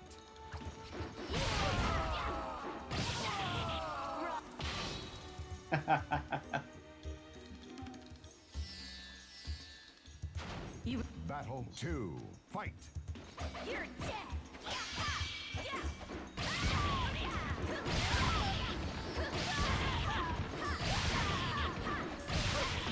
Yeah, I can understand the confusion. It isn't generally something you'd use as a... You deserve that. Despite how it's used in the game, it isn't something that normally would be used as a greeting that anybody would understand. If you were...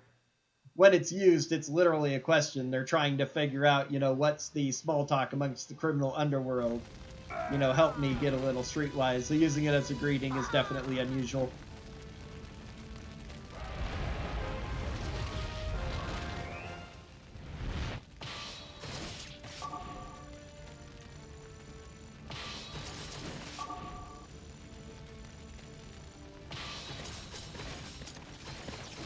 And of course, again, in an actual medieval time period, you could use it as the, for that type of character, it would be the equivalent of somebody saying, "What's happening, man?" But most people who play online games don't get into character that much that they naturally translate that kind of phrase and realize that you're basically just using old-fashioned, "What's happening, man?" Yeah.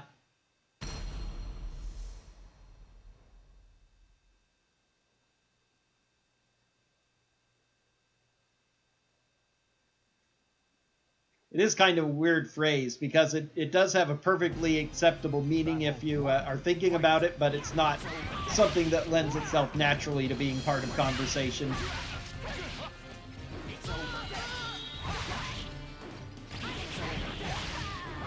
Oh, she didn't go out with that? Oh well. Still killed her quickly.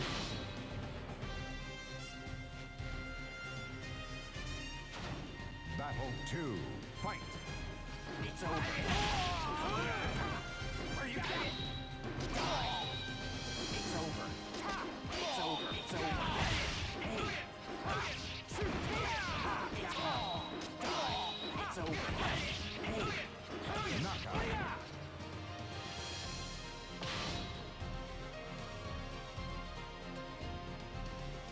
Yeah, it makes sense. Most of them have, most languages I'm sure have varieties of that.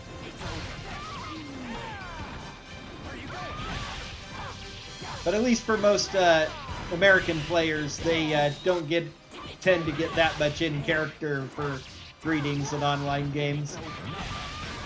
It wouldn't be quite as confused, but would probably be still a somewhat negative reaction if you greeted somebody with "Hail, Traveler," unless they were, say, a big Octopath Traveler fan. In which case they'd get a tickle out of that.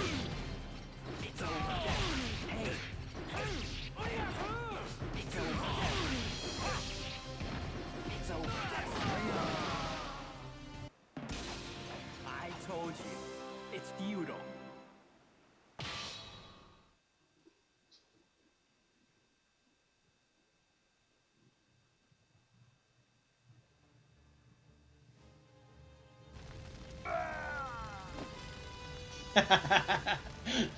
Oh yeah. Go for it in up to 11.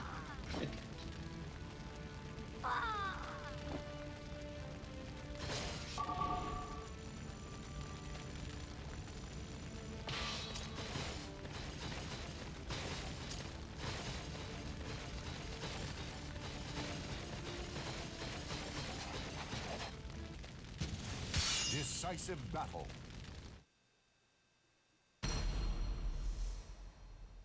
Have you ever played Octopath Traveler?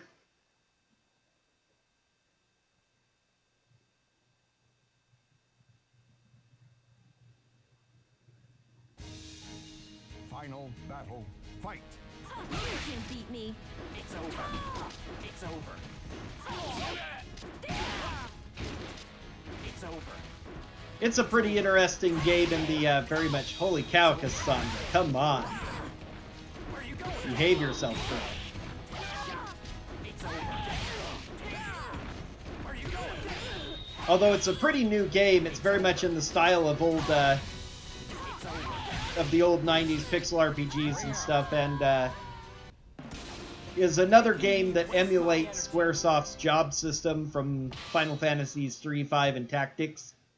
And so when your characters go to any of the shrines of the gods in order to learn their specific job, you get a very slow text message screen coming up. A voice comes into your mind. "Hail, Traveler!" And so pretty much anyone who's played Octopath Traveler gets that one. So it's would be very well known as a good old-timey kind of greeting. Anybody who's played Octopath Traveler is going to get that, and it's a decent amount of people. I think a lot fewer people have played Wizardry 8 and been able to see Miles say, "What's the word on the street?"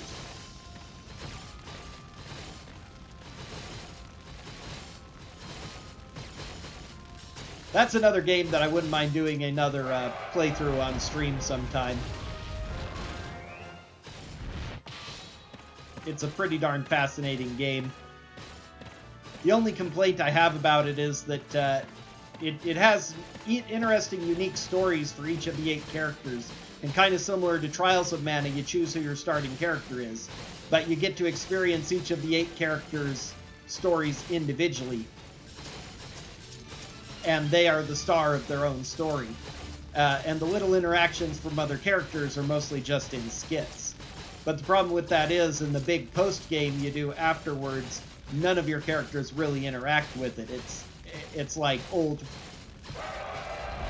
original Nintendo-style Final Fantasy and Dragon Warrior, in that your characters only pantomime having speeches.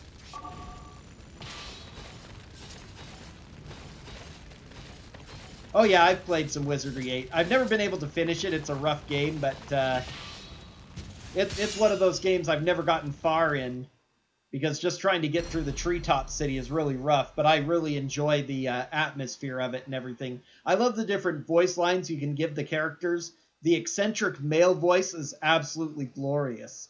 He was... Final battle, fight. He was eager to join. He knew it would make an excellent chapter in his book.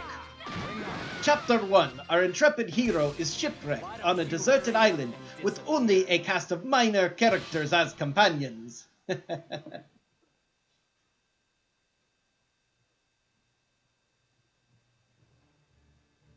Several of the voices are really good, but that one I think is my particular favorite.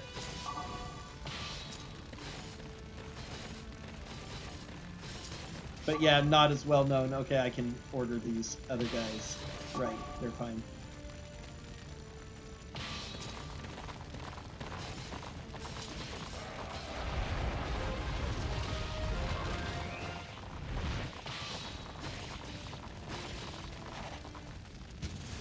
Decisive battle. Yeah, that's another good one too. There are several good ones. I say the eccentric one is just the one that stood out the most to me. Narrating everything, all of his speech is narration from his novel that he's writing. A final battle, fight. Really. Ring out. Fight. I guess that just based on the amount of experience you get for it is the main thing there. Slice him, dice him. No sense of being nice to him. That's my motto. Yep. I've never had the mindset for that with playing than fewer than the max characters. It's one of the things that made life difficult for me early on in my gold box runs. Because it is something that I don't need anything from him. He's done.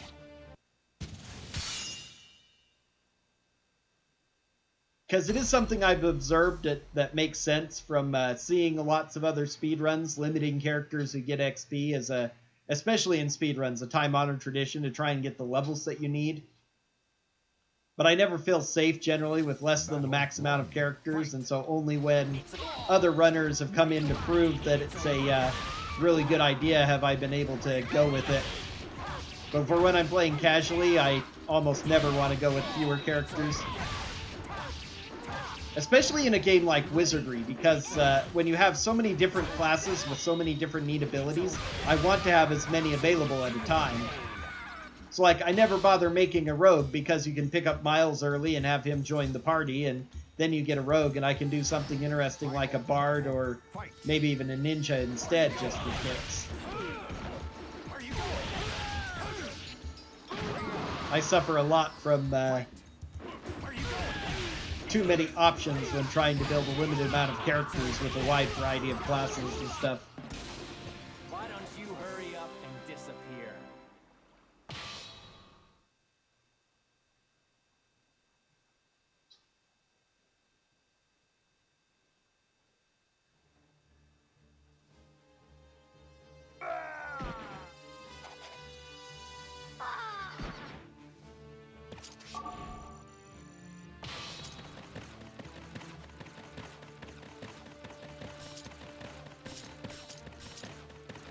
Okay, how far did I even order you to move? I don't remember.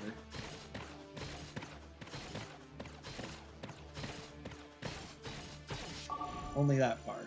Okay. Slightly unfortunate, but not the worst. Okay, this should be a pretty decent 16 overall.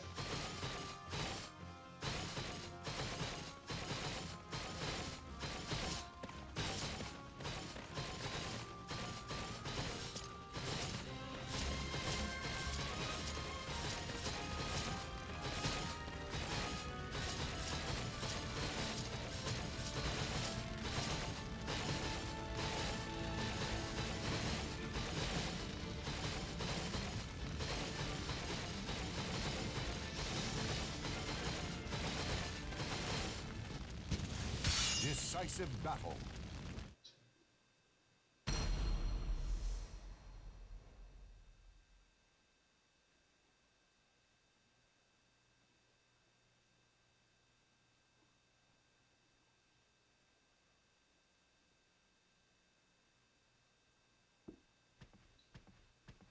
Okay, enjoy. So, you've come. Worthless servant of strife, you shall pay with your blood. For daring to defy me! Battle 1. Fight. Grovel on your hands and knees. A 3-hit boss halfway through the This game. is truly absurd.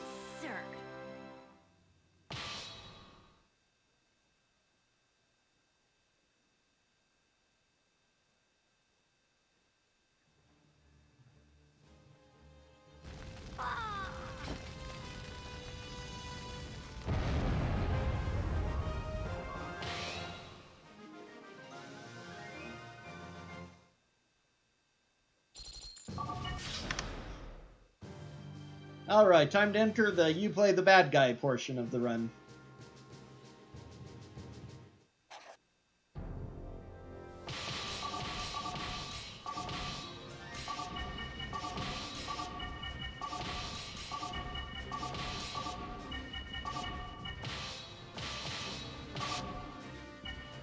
No, let's see. 3, 3, 1, 1. I'd probably wasted a little bit more time menuing there because I was too concerned with experience, really, is the true reason. Player 3 has gotten a little bit more experience recently, so I wanted to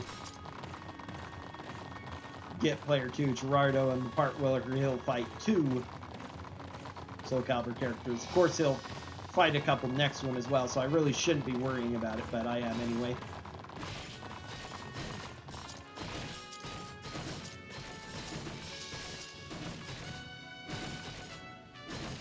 Wonderful when small amounts of OCD and OCD-related disorders that you may possess prevent you from doing the optimal thing, or suddenly causing you to do slightly less optimal things because I want all the characters' XP to be... Characters lower in the tier should not have more experience than characters higher on the list. Decisive battle.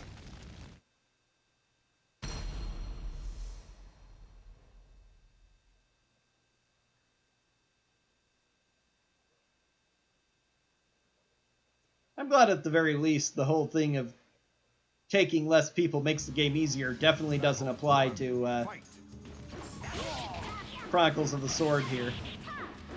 It would be a nightmare to use less characters, which is why I've said absolutely no to any people suggesting runs without the main character or with only the main character.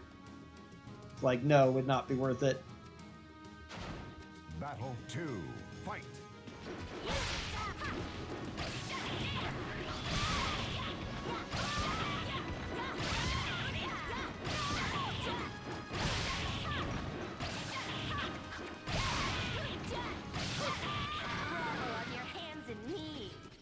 For a fight that was perfect, that was pretty bad.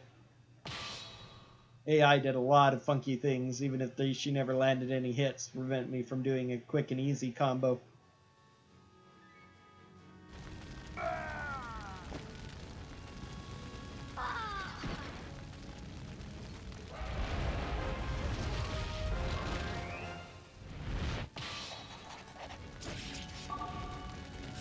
Wrong one. Okay, Chester goes there. Goes there.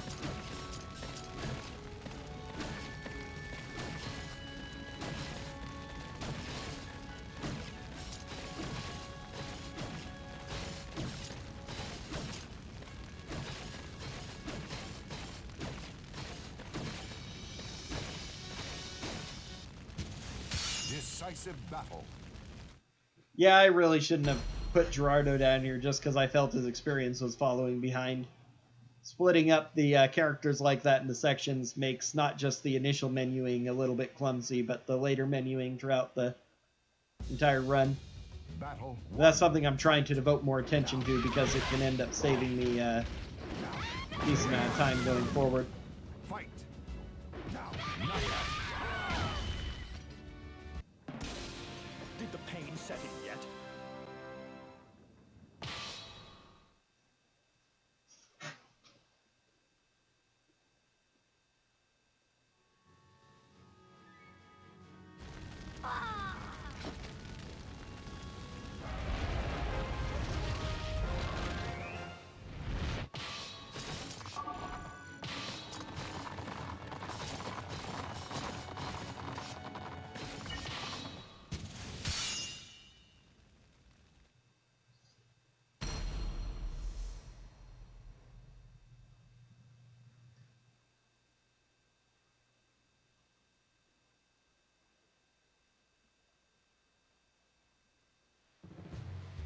Final battle.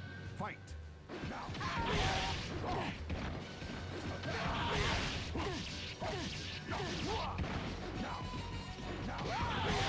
This is the end. Knockout.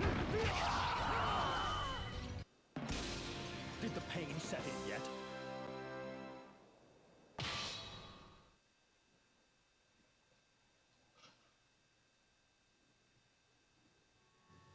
Well, he'll definitely be in a comfortable lead at least, so I don't have to worry about it anymore.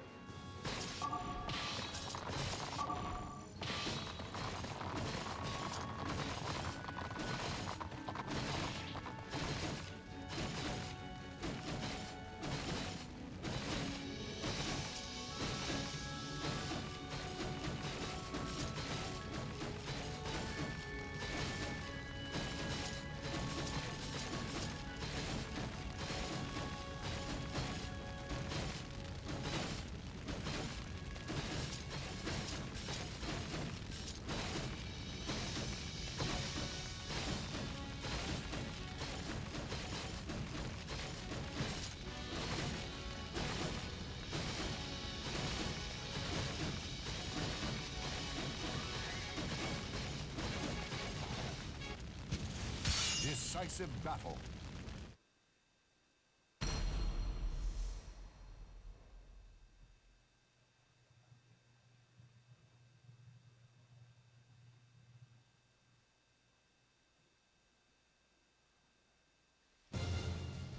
Battle 1. Fight. It's over. Where are you going?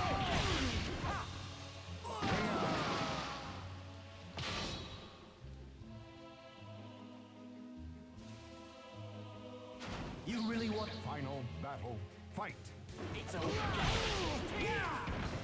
are you going? Where are you going? Goodbye. That was truly absurd. Gave you a hand there, helped put out the fire that was on you. Didn't look comfortable.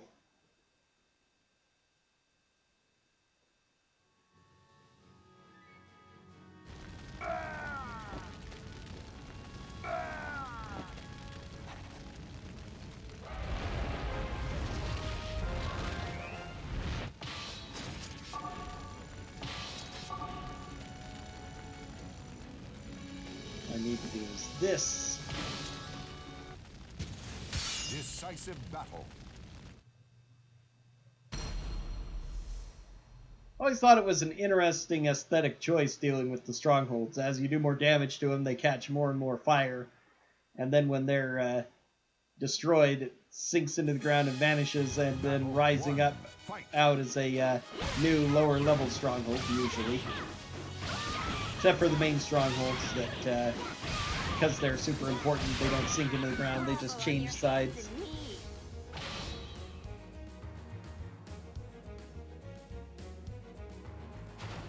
Battle 2, fight!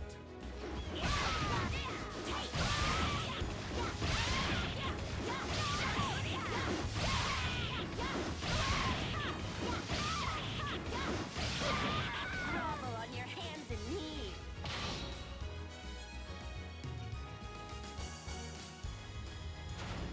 Battle 3, fight! Castle maids, court jesters, the poor ragtag army of the rebels. Ring out! Grovel on your hands and And these are their named elite soldiers.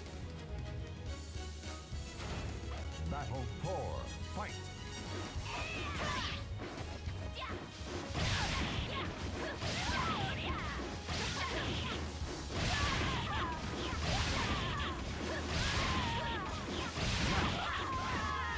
grovel on your hands.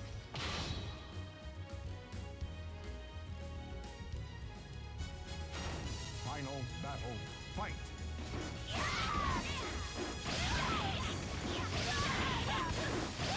Ring out! Grovel on your hands and... You really deserve that.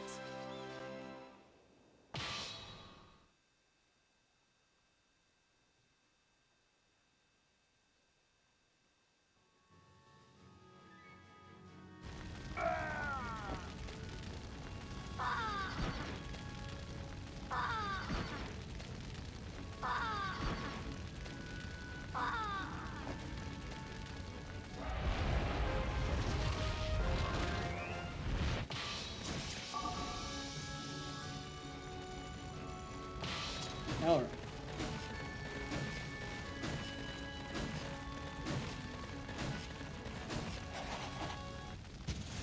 Decisive battle.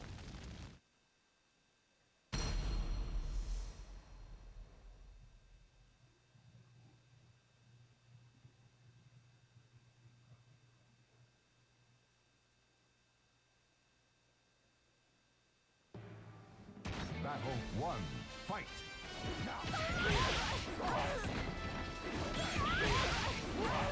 Ring out!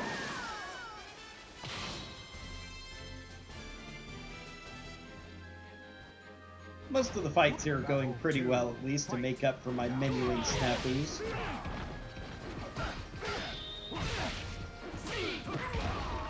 Until Keelik. There we go. That wasn't too bad either.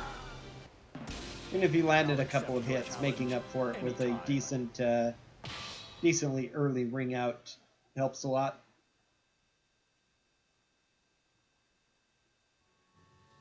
Probably still going to lose out some time for my PB for this, but forgot to split last time, so I won't know how it does compared to my PB until after Chronicle 14.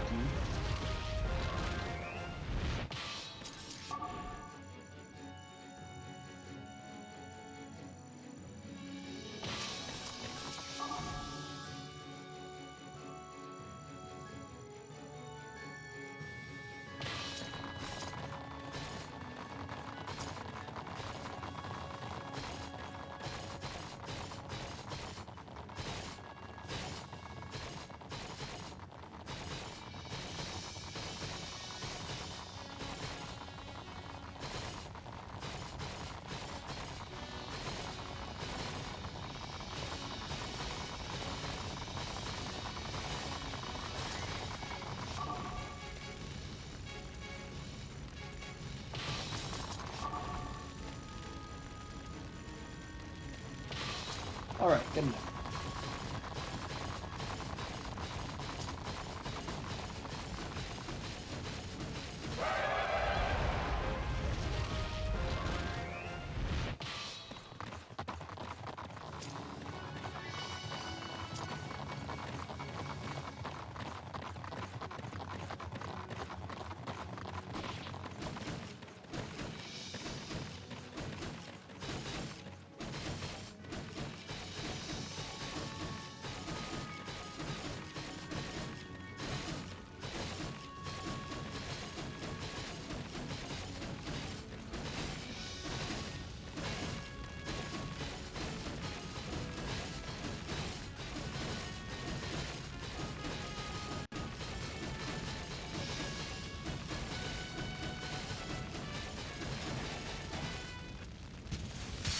Decisive battle.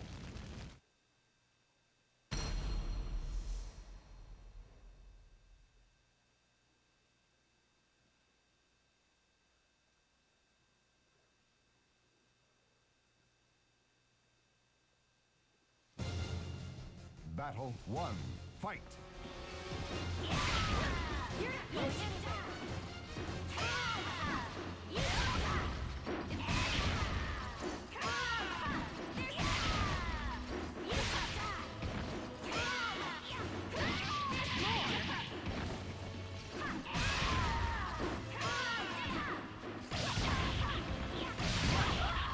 On your hands and knees. That was truly absurd.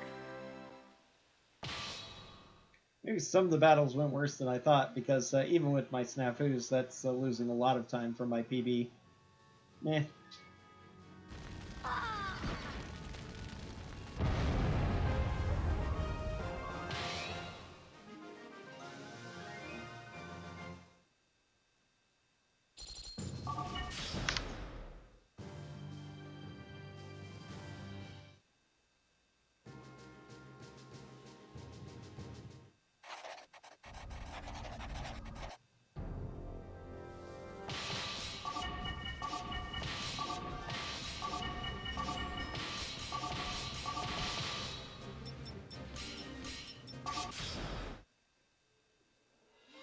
Did that wrong slightly, but it was.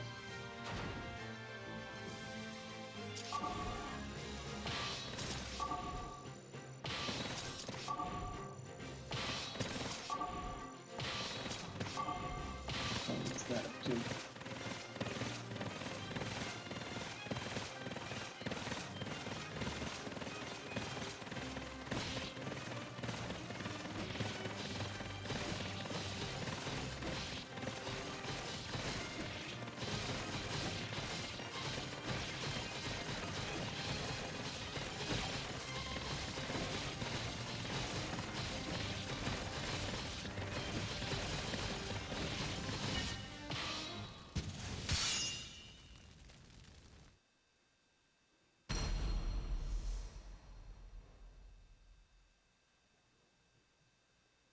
Goodness, though, if I get anywhere close to my gold here, that's I'm going to be 5 minutes ahead. Wonder what happened in Chronicle 13 last time. I must have had some deaths that disturbed me.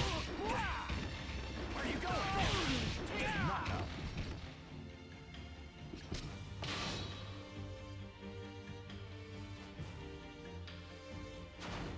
Battle 2. Fight! It's over. Or I had a small disaster in port. You can't remember.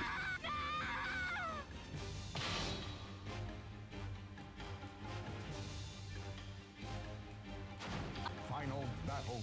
Fight! It's over. It's over. It's over. Ring out! You want me to hurt you some more?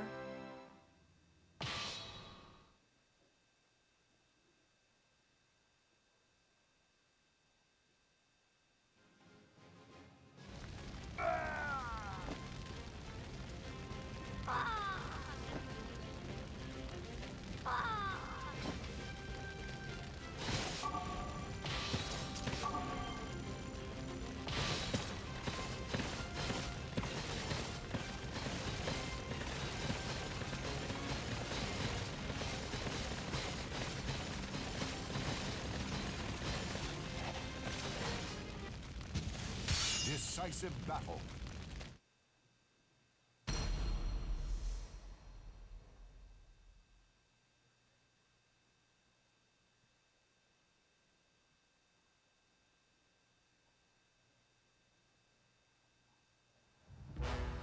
Battle 1. Fight! Ring out!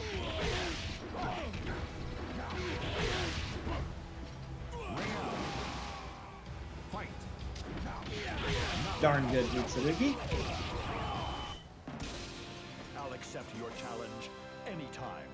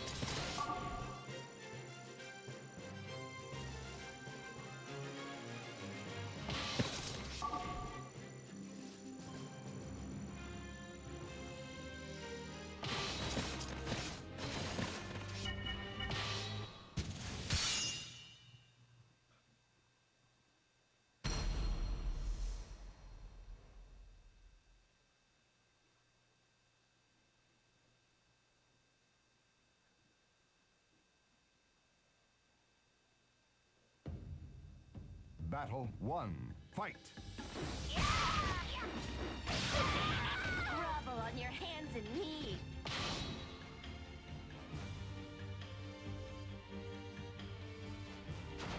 Final battle. Fight!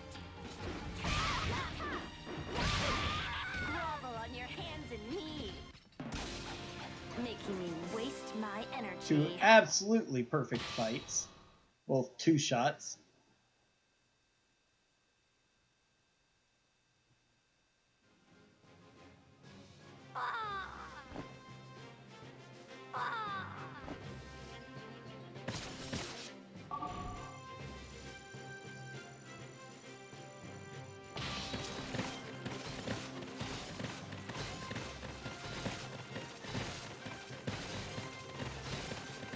Game is incredibly responsive. I need to get better at dealing with that. I always hesitate thinking that it didn't quite do it, but it went so fast it did exactly what I wanted, hitting L1 and R1 once to go 2 second player back to first player immediately. That worked so quickly I was fooled into thinking it hadn't worked for a second.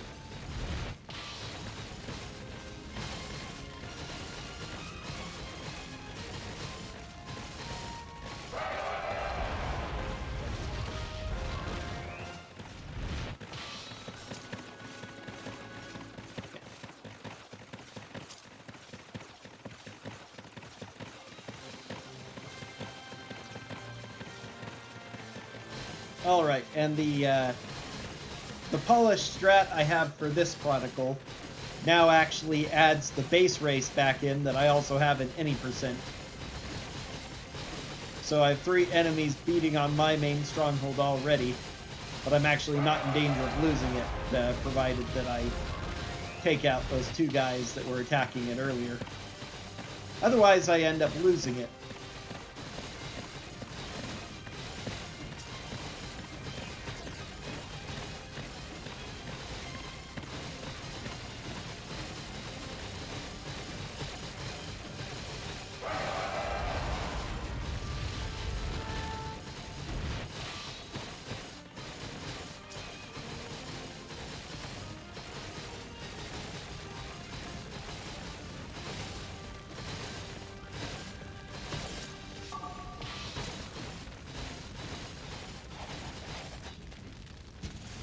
Decisive battle.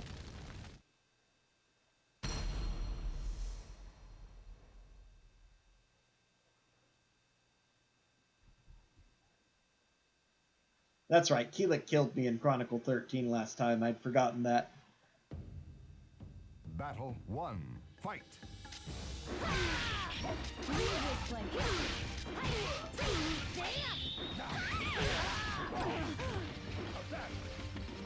Taki being just about as bad as Mitsurugi was good. I'm ready for her to attack quickly because of the glue, and she's refusing, so then when I decide, okay, I can attack because she isn't, she suddenly lashes out with an attack to preempt me.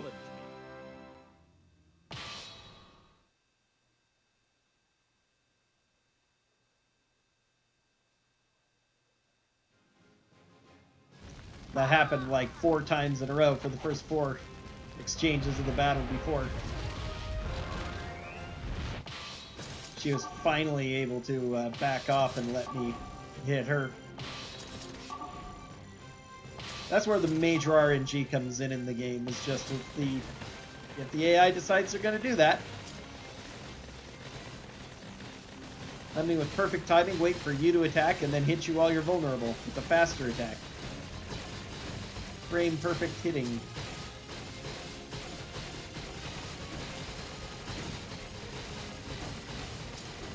Woo, it looks so scary.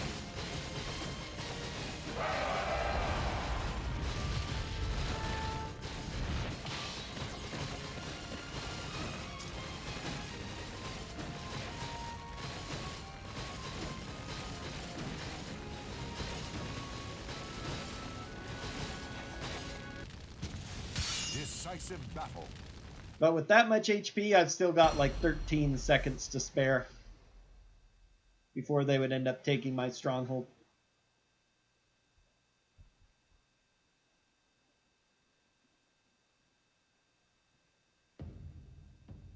battle one. Fight. Grovel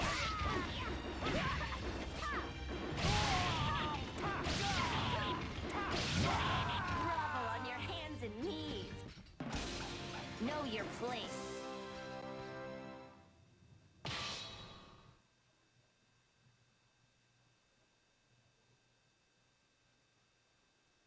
Yeah, this looks like it'll even be a small gold. Put me almost 4 minutes ahead.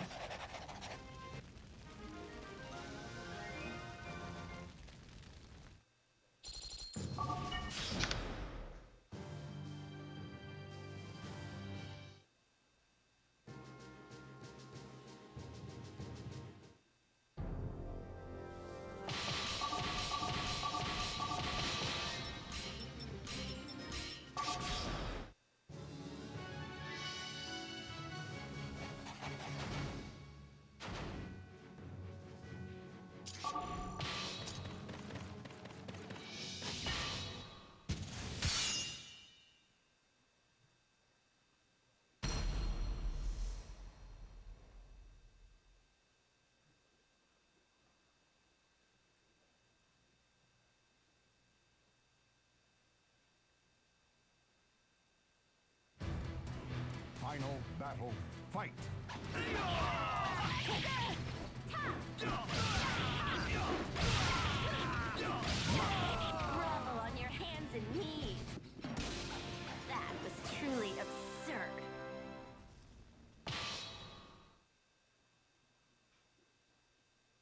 Let's go ahead and look ahead to the last few. Let's see.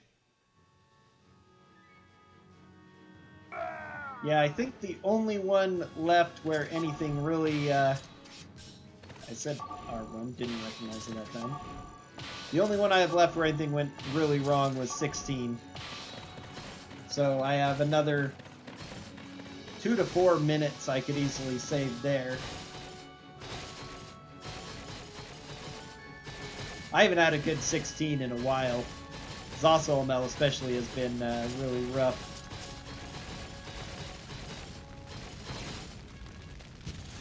Decisive battle.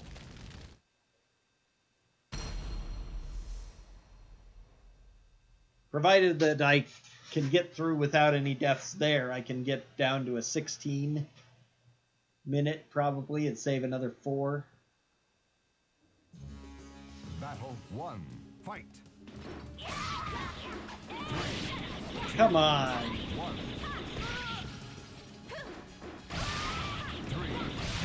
Not going to be having a good 15 though at this rate. Know your place. I'm supposed to be getting through both of those generics without taking any damage, and it's especially slow on that one because I usually kill her before the quake goes off. Once the quake does go off, it just delays the stupid battle even more. She isn't going to need to fight a whole lot more though, so it's not a huge concern health-wise. Not a lot of fear of death, but...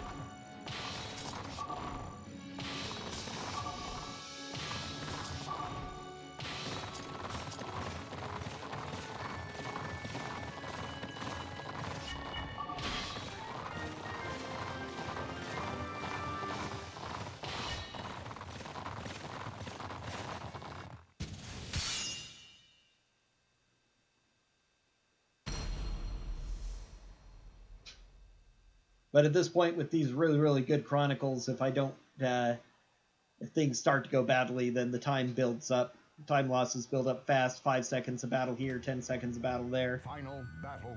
Fight. It's over. Where are you going? As long as Soulcalibur characters cooperate, though, it should be pretty good. That was a good Voldo.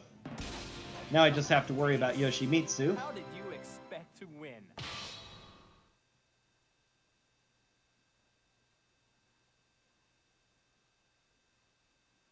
The somewhat more dangerous fight and the one who can lose lots of time here.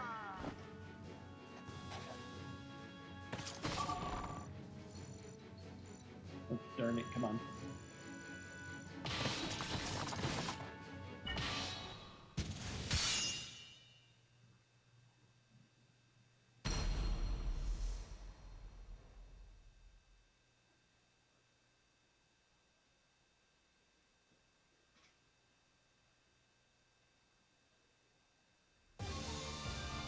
Battle 1. Fight. Did I do it? Did I do it? Come on. Did I do it? Did I do it? Ring out. Fight. Did I do it? You can't get away. Did I do it? Knockout. Alright, the ring out salvaged that fight somewhat. The final battle. Fight. Did I hit him?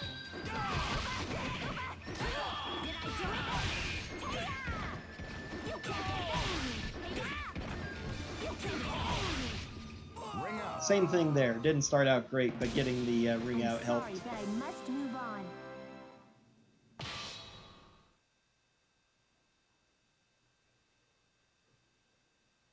Good luck to you. Fight with all your might, as I will.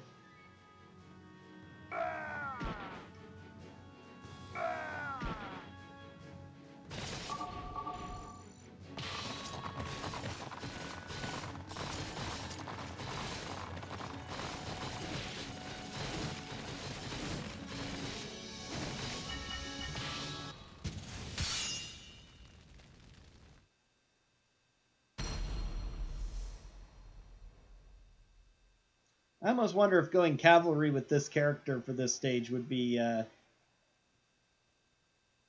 better as well, considering the amount of time she has to run. It might actually work Battle out, 1. since Fight. there are only a few strongholds left after this. It's not as huge a length as in Chronicle 13, but it's decent enough and a Fight. few enough amount of strongholds we're taking. Did I do it? Another thing to practice, maybe, once I decide to start setting up those Fight. Did I do it? emulator save states. Let's go. Did I do it? Did I do it? Goodbye. Did I do it? It was a decent match.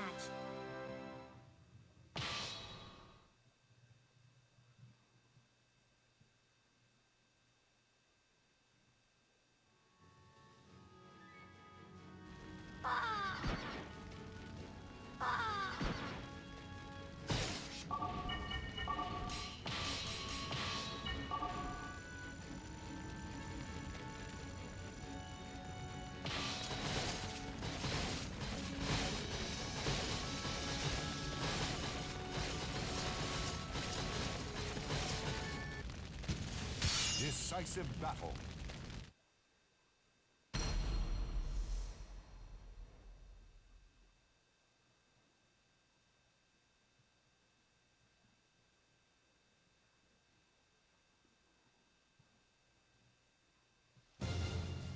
Battle 1. Fight.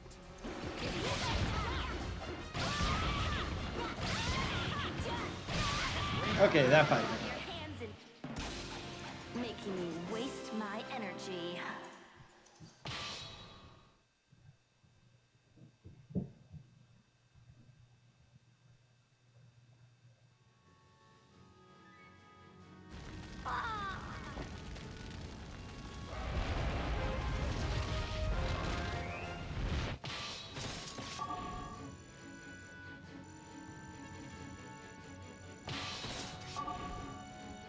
Come on.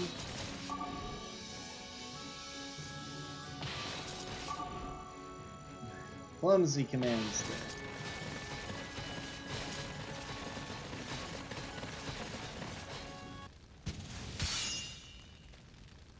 All right, Yoshimitsu. Be pleasant.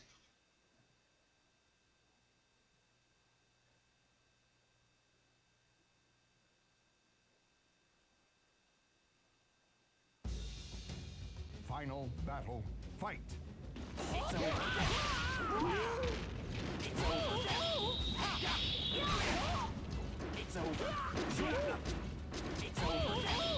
Come on.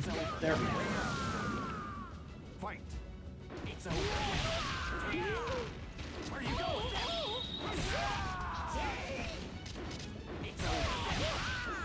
Oh. Okay, wasn't too bad. accidentally did the hold back too long, so I didn't do the punch, but the shove that doesn't hit when they're in the air.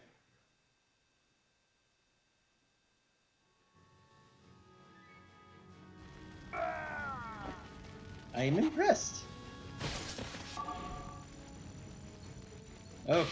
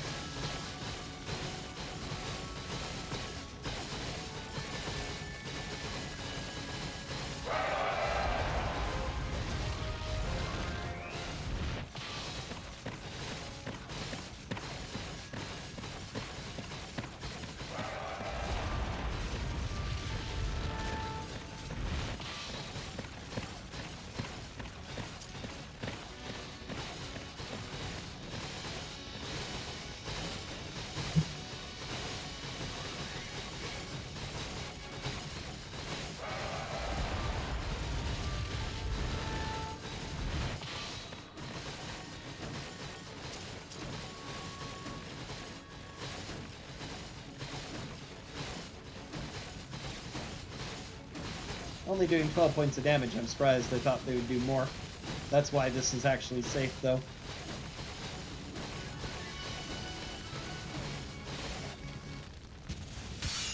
As much as for the second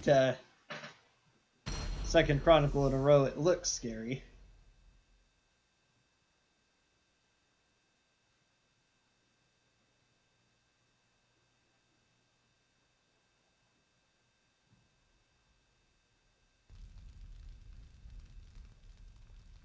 Oh my word. They didn't give me Abilia first, even though she's super low level. That's bad luck. Whatever it is that determines, I guess, because Chester is just so weak. At this point, I think it's actually faster just to die and let, hopefully, Abilia go next. He was just too low in his hit points. That's the only time I ever see people go, is if the levels are close or the hit points are low.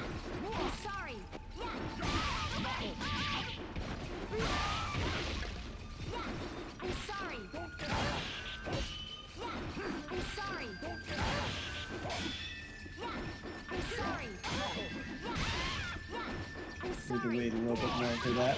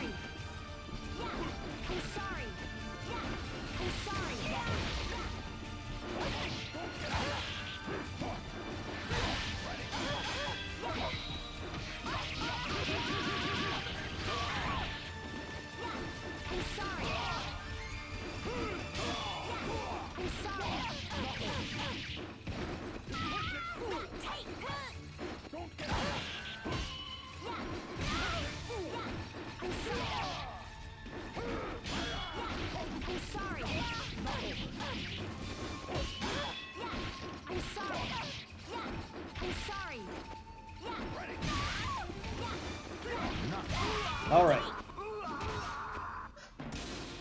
It was a decent match.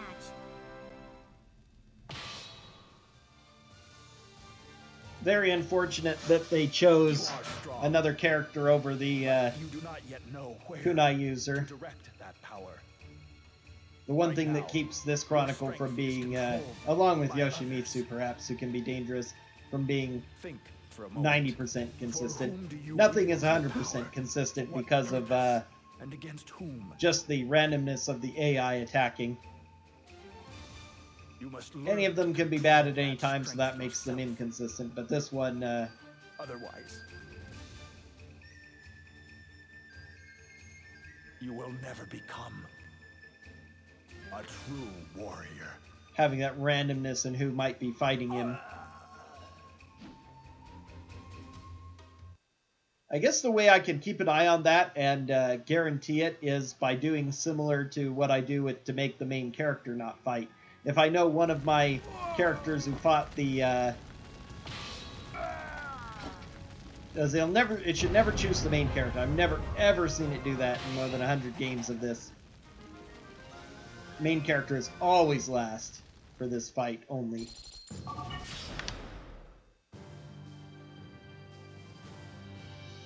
Decent enough still. Now I just need to get a sub 18-minute this in order to make that even more time. Okay, I didn't go to that, which is important. Yeah, we're fine, actually. I've gone to the store several times here, which wastes time. So even with that slightly clumsy menuing, it's better than my recent forays to the shop, forgetting that I have 3. But so if there's a character who's 2/3 injured or less, I probably ought to go ahead and have them pull back right before we take the main stronghold. Similar to how I do for the main character at certain dangerous points. And that will help guarantee, I believe, that the kunai user should be the one getting the battle. As long as I make sure that the kunai user has, my 5th and final character has lower levels than everybody, which I did pretty well this time. Decisive battle. I have no idea what the priority formula is for that, and it may be have a bit of randomness assigned to it, but I know it's never been the strongest character either. It's always been somebody either injured or lowest or second lowest, and the one time it was an uninjured second lowest. I was using a kunai, so that on the lowest character, and it still chose, so maybe that has some kind of effect on the priority, the weapon chosen. But the levels were close, too. It was only like a 3-level difference, so... Then one other time, they were the same level, and it seemed to choose randomly. Not a good start with generics doing this again. But the generics can do all they want as long as the difficult fights don't kill me. Jeez. That's going to be harder when I'm already down this much health. Grovel on your hands and knees. You really deserve that.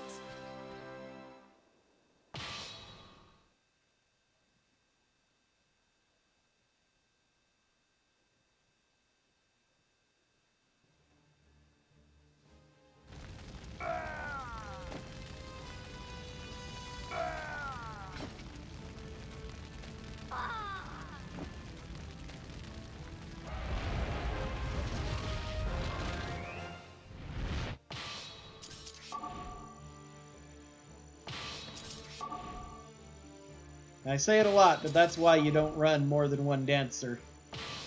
Even running level 40, which is a lot higher than I'd be in any percent at this point with my dancer.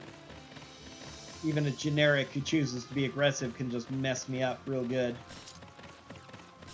Having a couple of lower level dancers as well wouldn't contribute very much.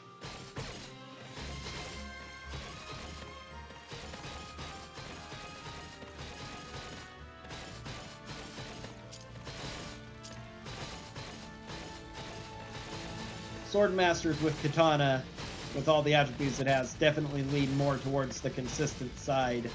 They're far more consistent fights than the Dancer is. Dancer is very much a boom or bust.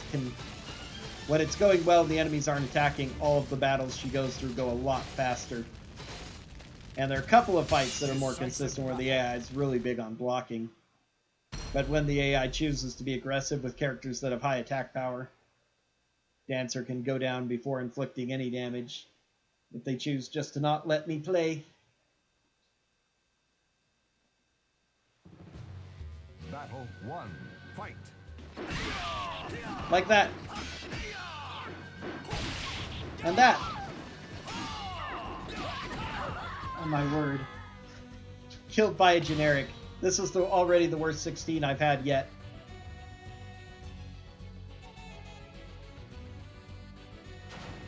Battle 2. Fight. The only good news is it's early enough that It's over. It's over. It's over. I'll go ahead and recover before I take the next stronghold. See? That's what you get. This could still end up being 2 minutes faster than my PB, because now at least I'm going to be full health going into the next couple of fights.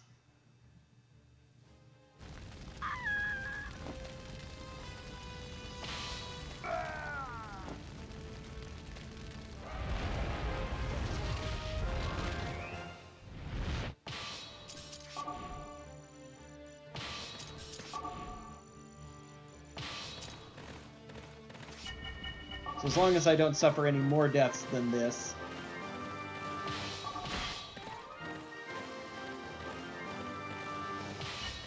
It's not the worst time loss I could have, because I can still skip out on fighting those two.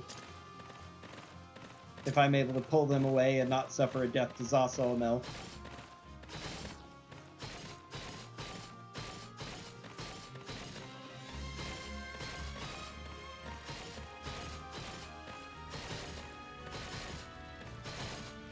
I hate this Chronicle so much. It's the hardest Chronicle to get through without anything going wrong.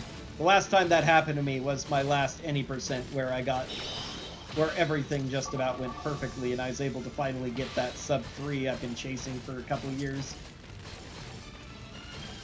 Yeah, she isn't even going to fight this one. She recovered close enough to it, so that helps, but...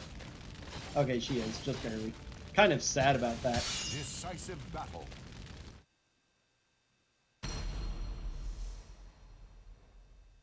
Because again, the Sword Masters are just more consistent against these difficult battles.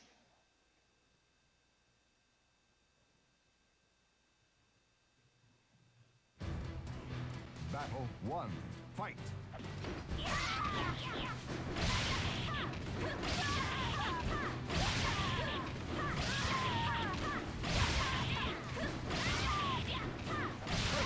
It's not like having a good... And of course, the normally very difficult, tough AI opponent Battle 2. Fight. chooses to sit there and let me beat her down. While it was the 3 generics I fought at the beginning, 4 total, between them that battered me to a pulp and forced me to die. Caused an unfortunate death.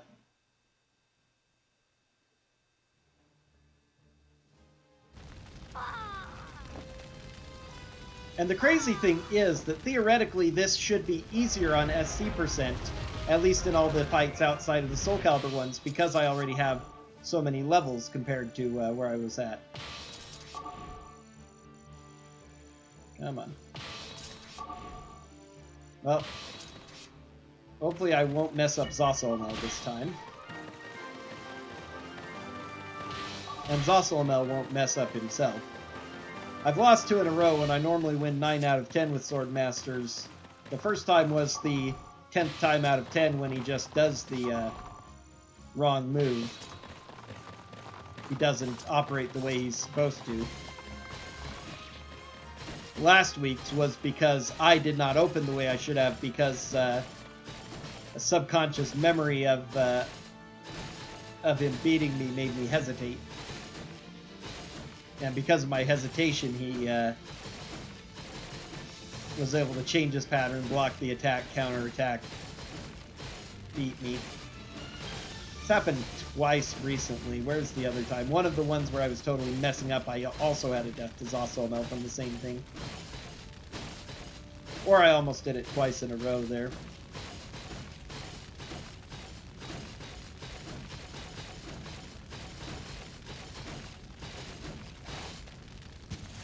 Decisive battle.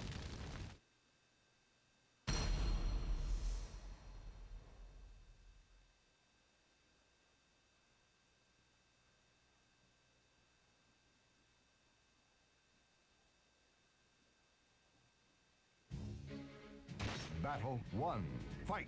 Lay down. And that's the way it's supposed to go. Did the pain set in yet?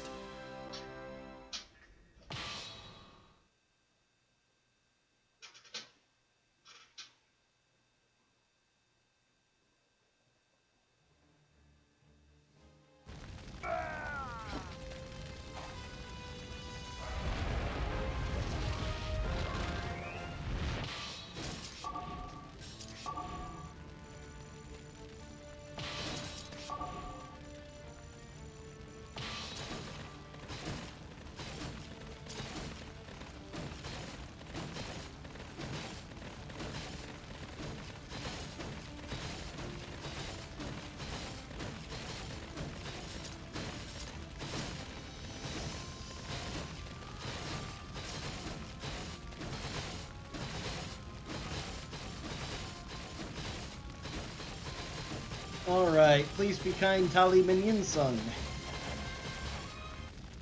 Decisive battle.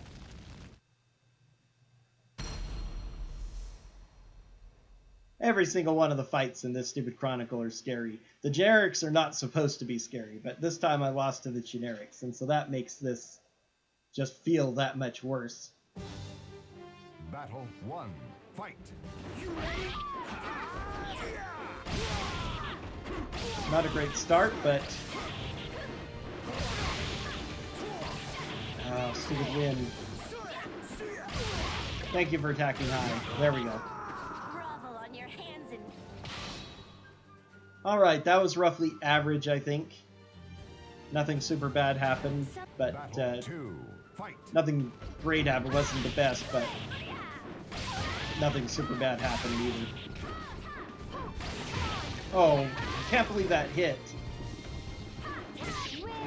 Come on. No, no, no, no. Ow! Talim. Why?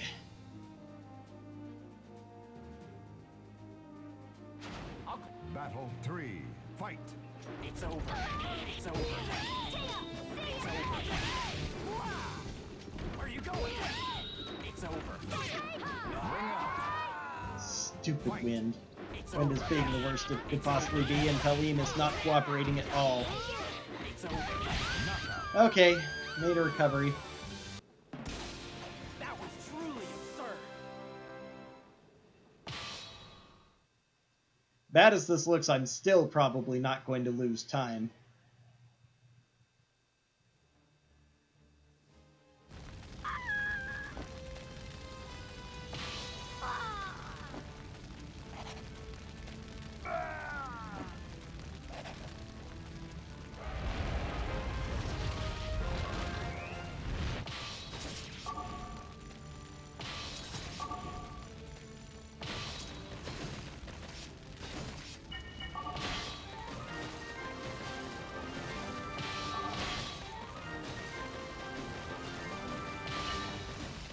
Because while they're rough deaths, they are not in the most inconvenient locations. I'm still going to be able to avoid fighting these two, which saves bare minimum of a minute over my deaths to Zosso no cause.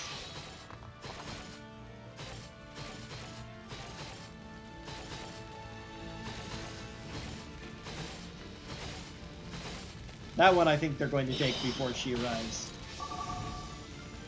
So I'm going to take a risk on that and just run to the end.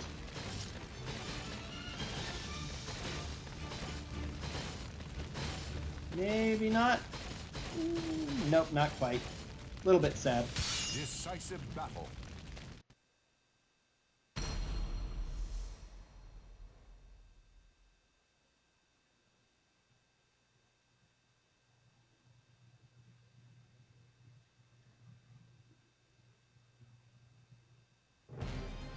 Battle 1. Fight. Come on. Come on!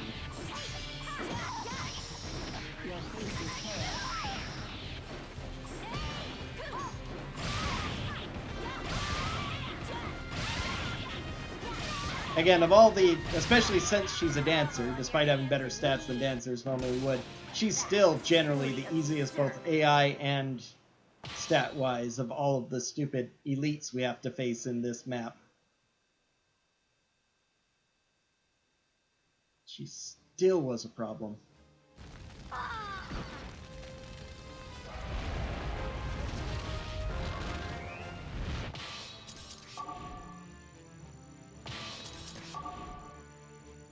Only consolation for this whole thing is that the PB map was so bad.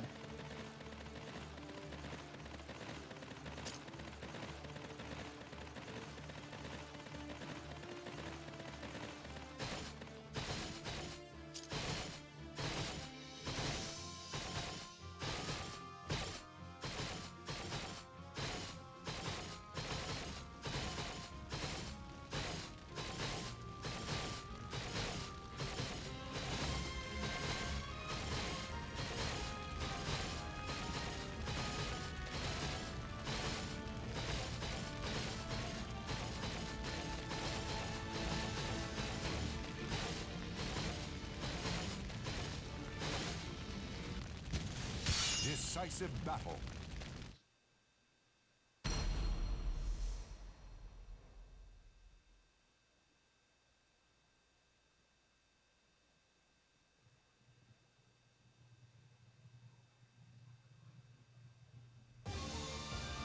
Battle 1. Fight. Come on.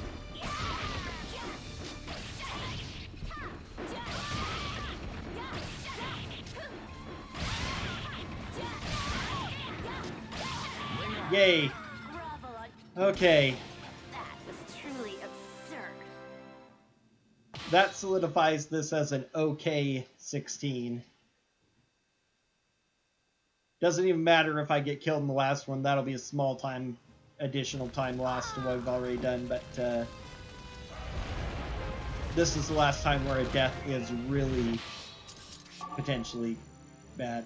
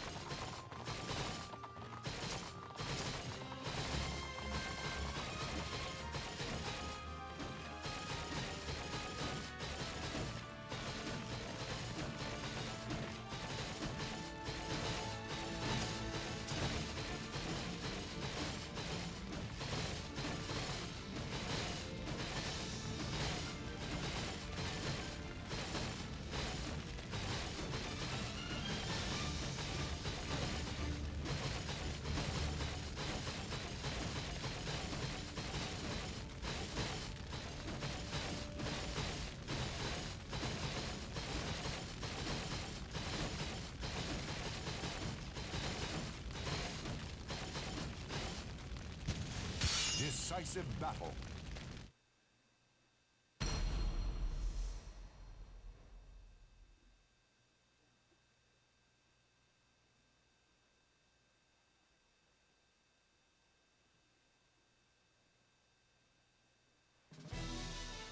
Battle 1.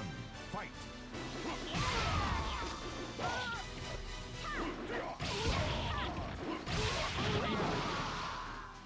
Kind of bad that happened. It was okay. On your hands and knees. Know your place. My charge managed to come out just before his attack, so...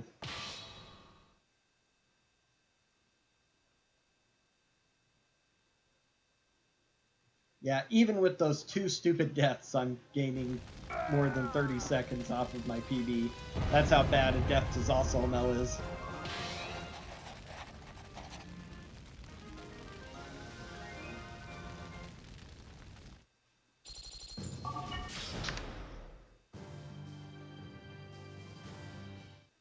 Golly, I just want a good 16, though. That would save so much time if I could get the 16 minute I'm supposed to. Now, at this point, though,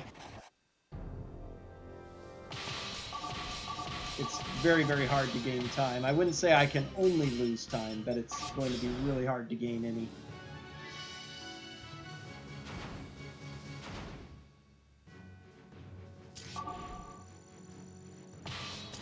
Most of these times last week were golds or very close. Even 17 here besaved itself with Sophia and Tira. It's like, man, mess up, not helping.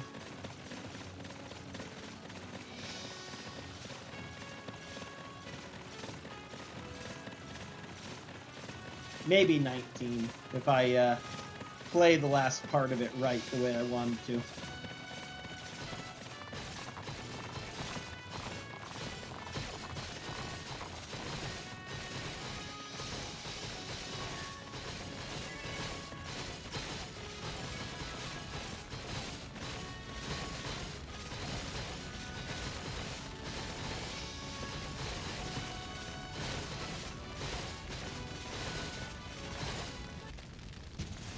Decisive battle.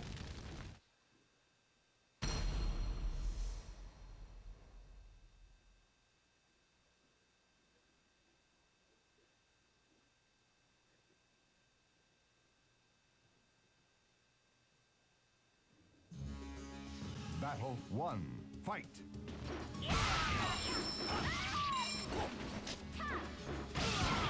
Okay, now we've got it.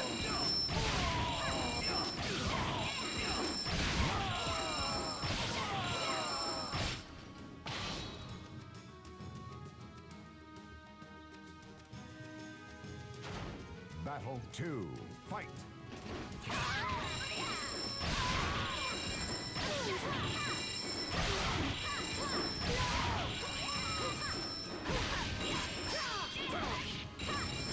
That was my fault. Sophia was being nice, and then I messed up. Hit my two buttons too close together again. So I went into a soul charge instead of the spin. And that interrupted the Sunlock combo. Sophia came out of that going strong. Considering she let me go into a combo early, lay on the ground, which is bad luck, so the combo ended, but immediately let me redo it. I definitely can't blame RNG too much when I messed up afterwards and gave her an escape, that she took advantage of it.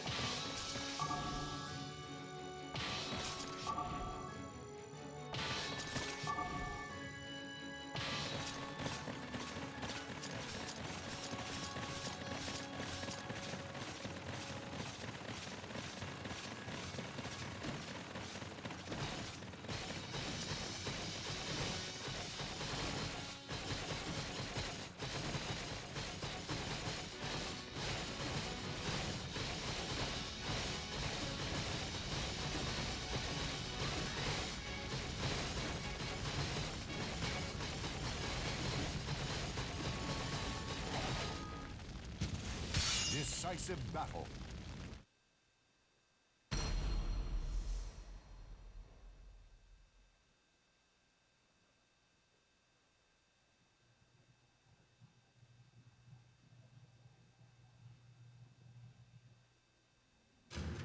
Battle 1. Fight.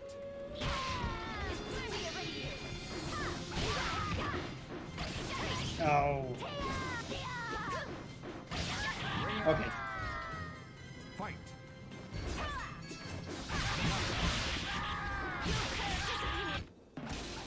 Were you entranced by my graceful moves?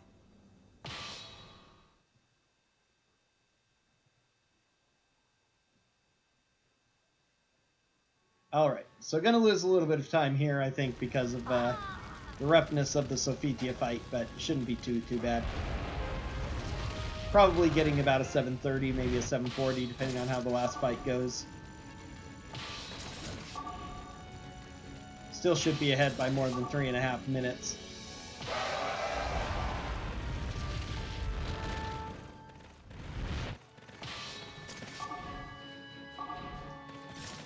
No, it didn't work properly, darn it.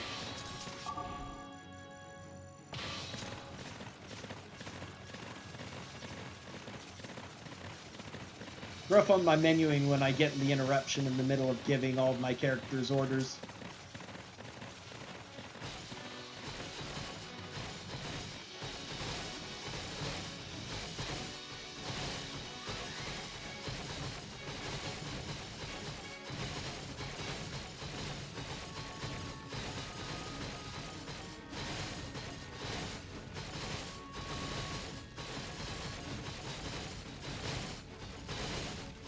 I would consider it a small quality of life change if when you went into order mode everything froze and you could give all your orders and then resume time when you needed to.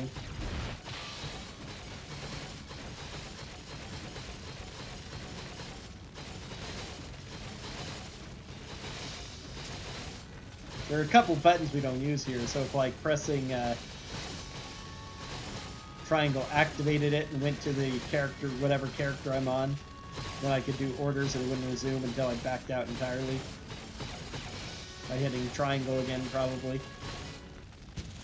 That'd be pleasant. Make it easier for me to give orders in situations like this.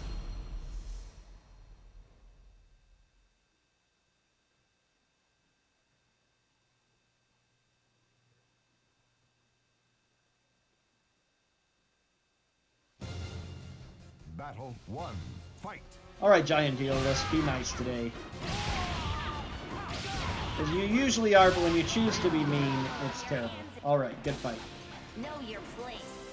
And already a level 50. Level 50 Luna.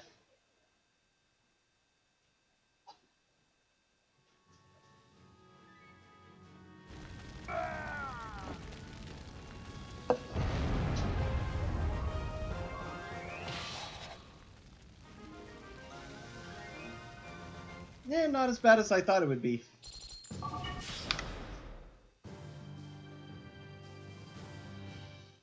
I guess I could potentially still get an okay gold on that if the fights go absolutely perfectly. They weren't quite as good as I thought they were.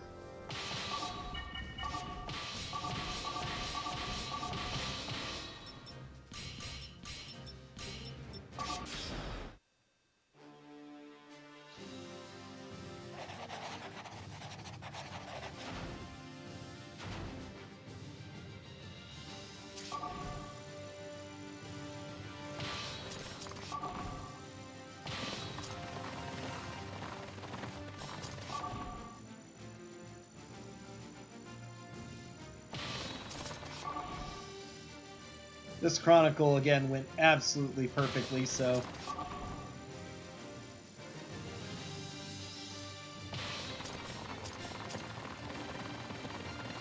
It's going to be tough to not lose a bit more time here.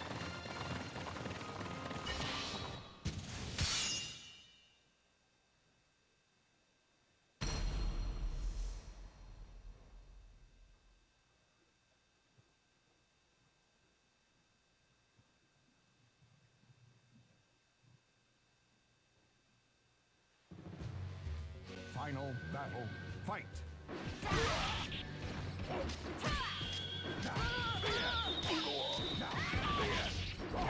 I was expecting that move. I thought I would have moved to the side more to avoid it, but that was okay. You picked the wrong person to fight. At least since I moved, she wasn't able to do the follow-up attack throw that they often love to do on me. It might have auto-tracked a hit. I think it does, but just being in a different position made the AI hesitate when doing it.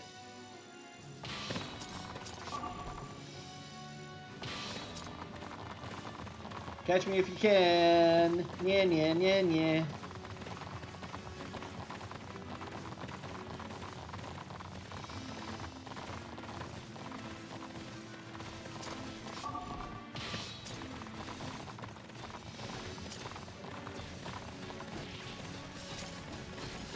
Okay, I hope I'm in the right position. I'm a little bit farther out from this than I usually look, but I don't want to be inside it, so...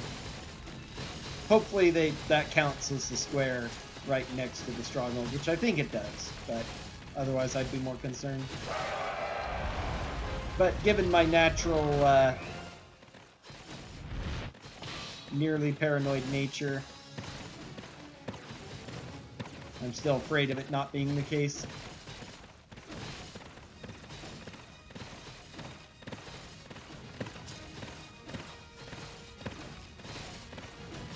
Neurotic. That's what I am, neurotic.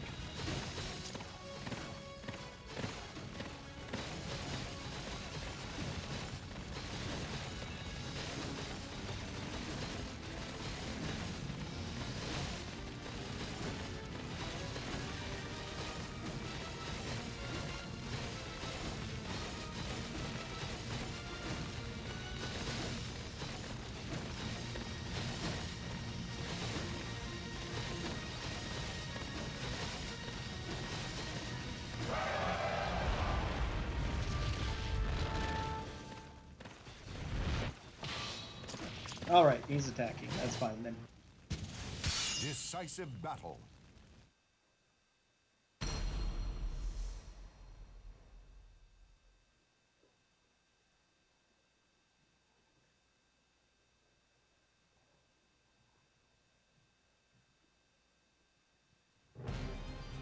Battle 1. Okay, Siegfried, play nice. playing that pretty nice. Problem is he's more dangerous now because of reserve offense up, meaning he could do even more damage. Like that. But that was okay. Alright. You are not worthy to challenge me.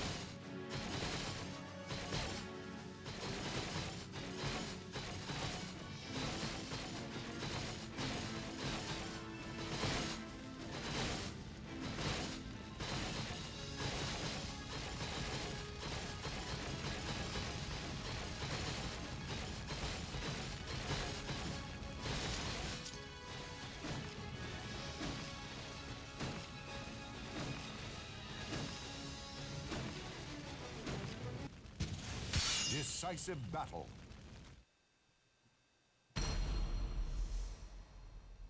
Okay. Only the 2 fights left, this one against Adelia. And we're just barely more than halfway done with the Chronicle. It takes so long to go through the main stronghold when you've only got 3 characters on it.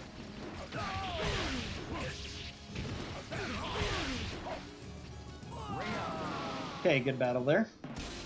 You picked the wrong person to fight.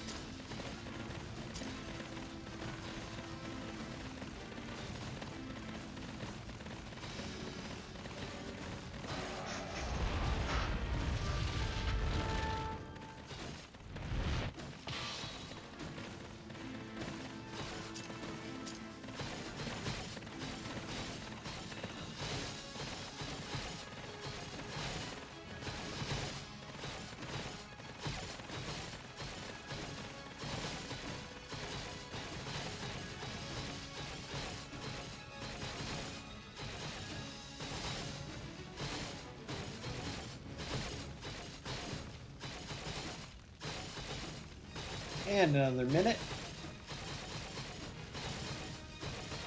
It'll be about 8:48 when the battle starts, probably 8:50 because I have to order 2 characters away.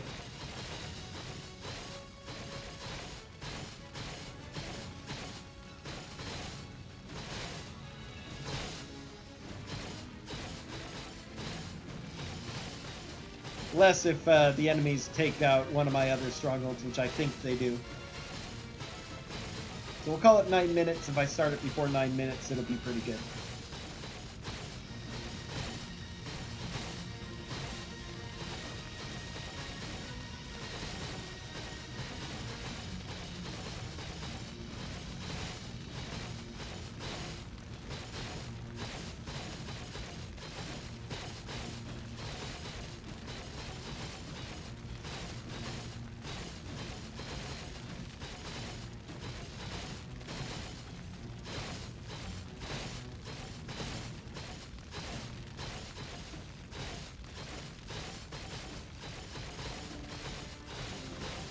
Oh, we've got some lag here. They're attacking slower than once per second.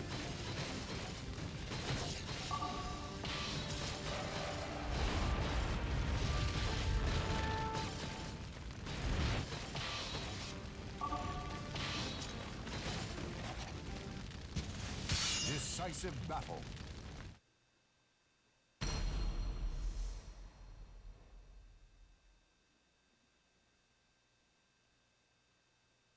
Okay, time for the next mirror match.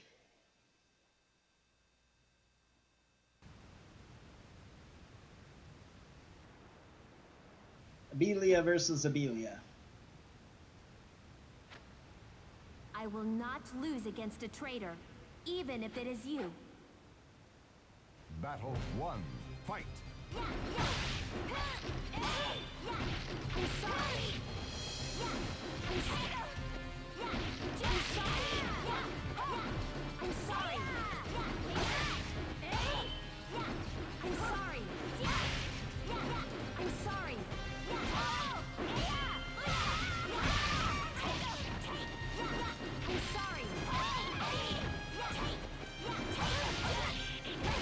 Oh, that's the last thing I needed.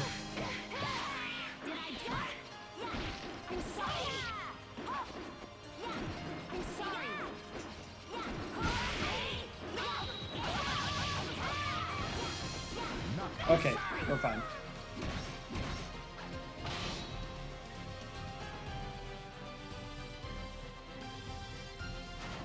Battle 2. Fight! Bring it on!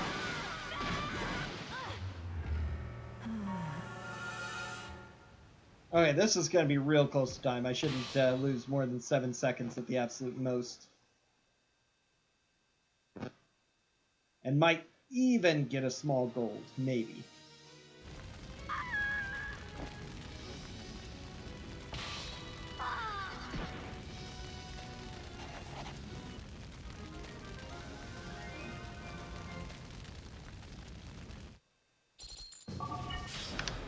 Ooh, better gold than I thought it would be. I can even save time here, possibly, so...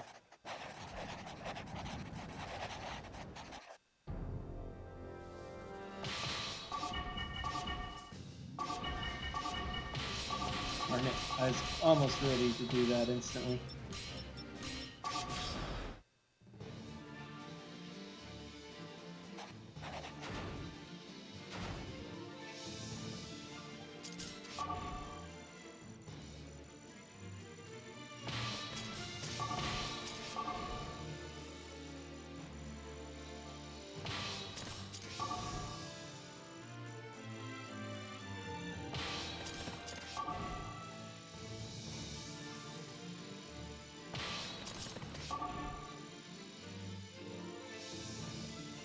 Okay, that's all the orders for a while.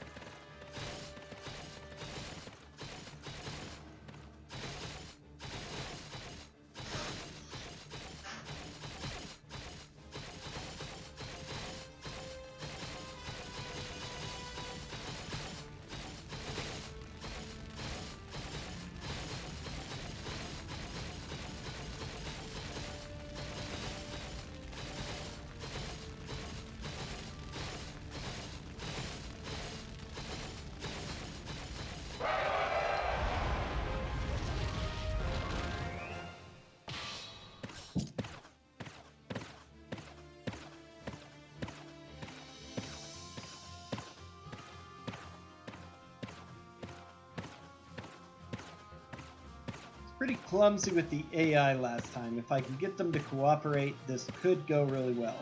Or if I try to get them to cooperate and it ends up messing up the patterns of some of the ones I depend on, could go less than well. But we'll find out.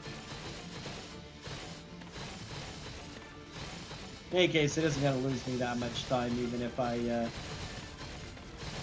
my attempts underperform.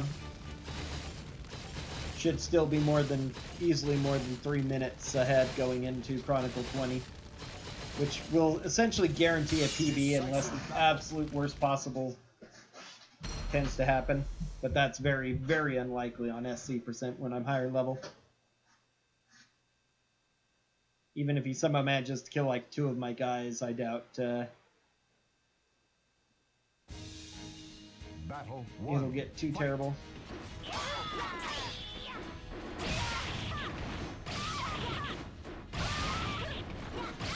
Ring out. Grovel on your hands and This guy's been pretty rough on me recently. I need to be careful of him. He even killed me once Battle 2. not too Fight. long ago.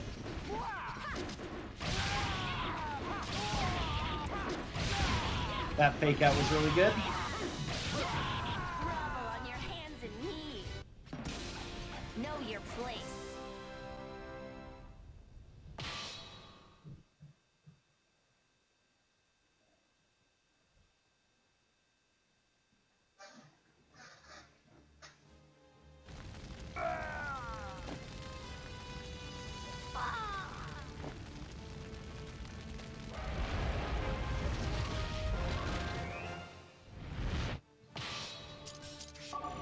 Okay, Chester, if I'm there.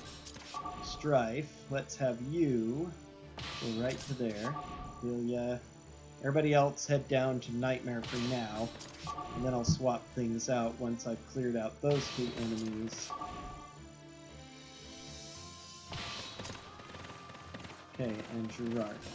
Let's go to Chester next.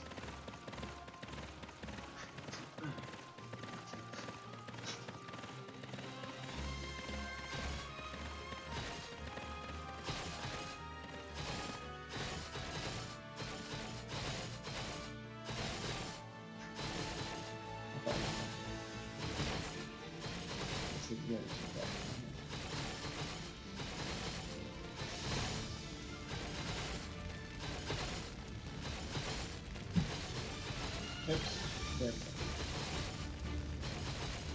Not messing around with that to make the bottom part slightly invisible for now, but that's it.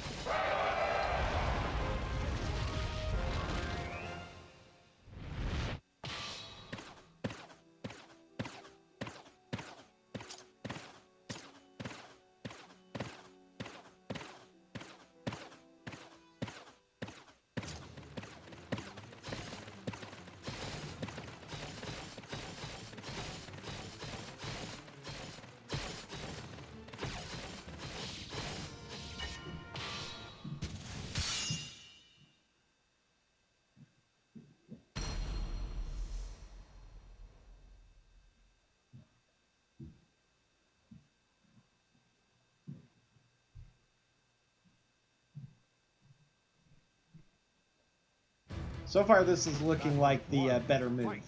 It's over. Where are you going? Ring out.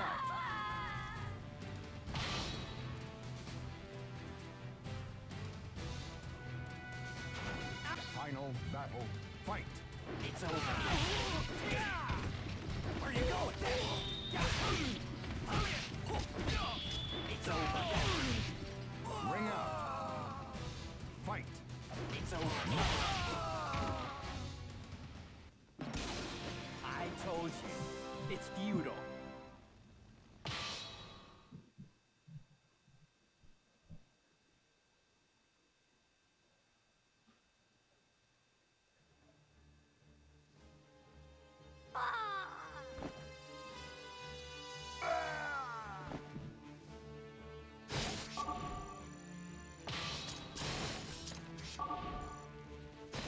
You stay there.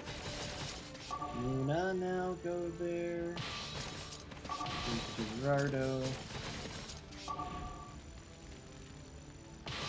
Leave those two, taking this down.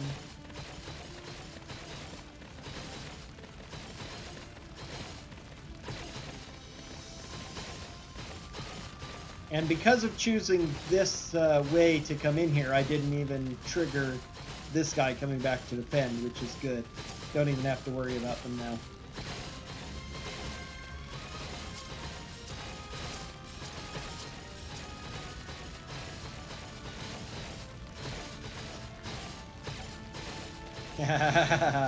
Nice. Looking pretty good. 16 was pretty bad, and I still gained 35 seconds over my PB on it, which tells you just how horrible 16 has been for me recently. I suffered 2 deaths, but they were in not super terrible places. So at the very least, I was able to cut out the 2 optional battles that I can't do when they die sometimes. It's over. It's over. Where are you going? Actually, I had pretty good... 17, I messed up slightly on the Sophitia fight, but I managed to avoid deaths, so it wasn't too terrible. And 18, I managed to gold even the incredible gold I had before, so... 19 is looking really good so far, too. I took careful stock of my movement patterns, and it seems to have worked out exactly as I hoped for once, rather than messing up.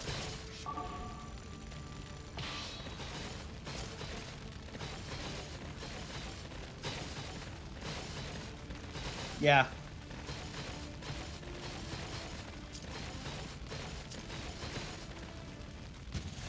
Decisive battle.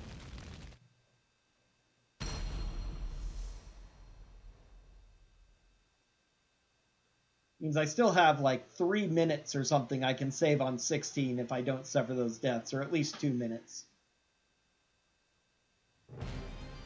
Battle 1. Fight.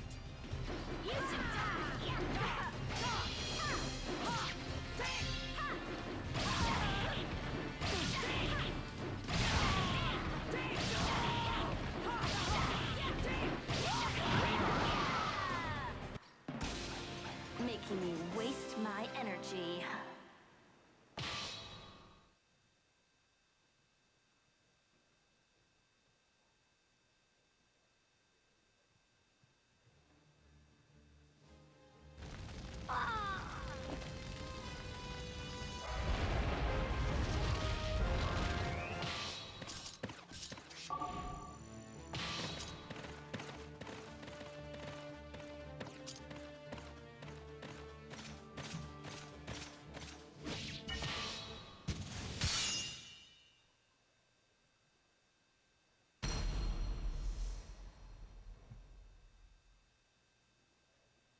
So this, as long as Chronicle 20 isn't an absolute disaster by losing all my characters to Strife,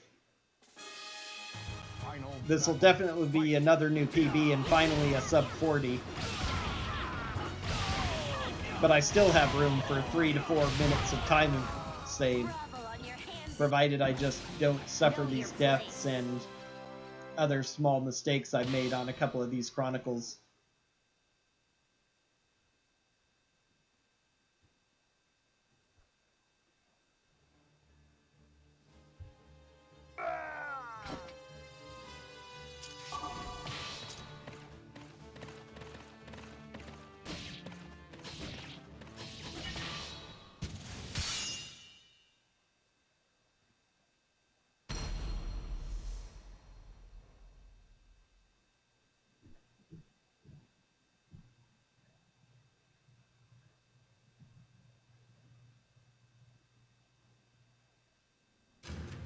Battle 1.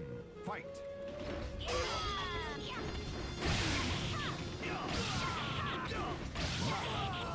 on your hands and knees.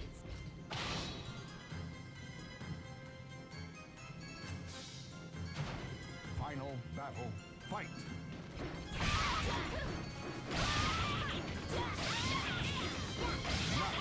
Grovel on your hands and knees. That was truly absurd.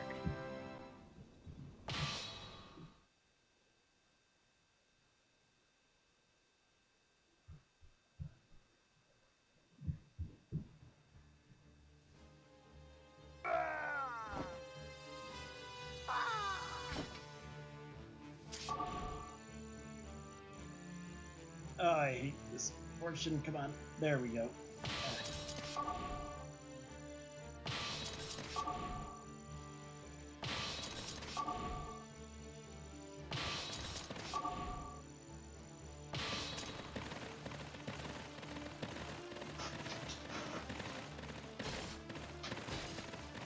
It really helps that since Sage is more or less patterned after Shanghua's style, it has the same Soulcalibur sword, so it doesn't look very out of place on her.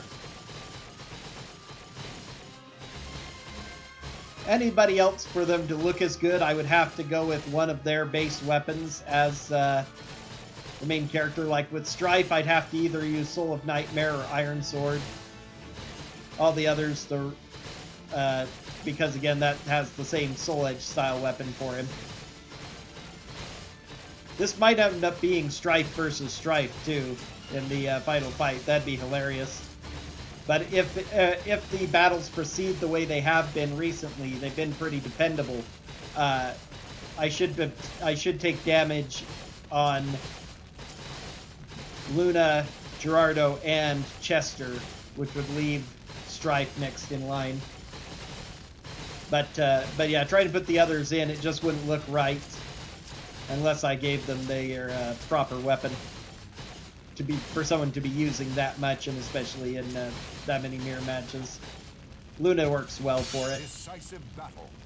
The only problem I have with Luna is that with her equipment, it's impossible to change her alignment, so she's always got the nasty voice I don't like having as much, but...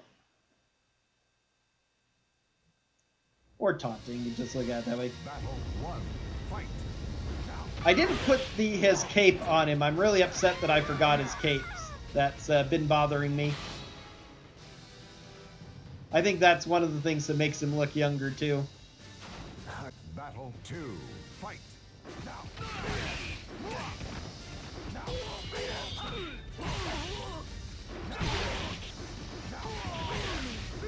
Ring out. Fight. Now. Knockout.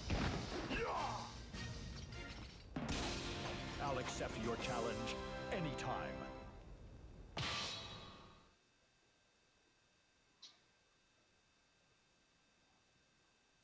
You are strong. One day you'll succeed at life. Of course, only if you manage to defeat me.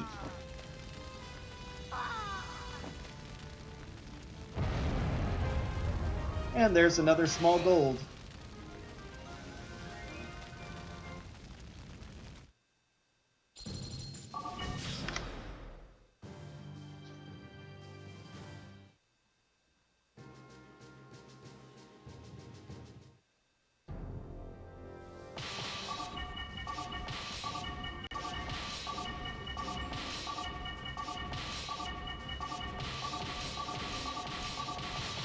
Make sure I send the right Abilia.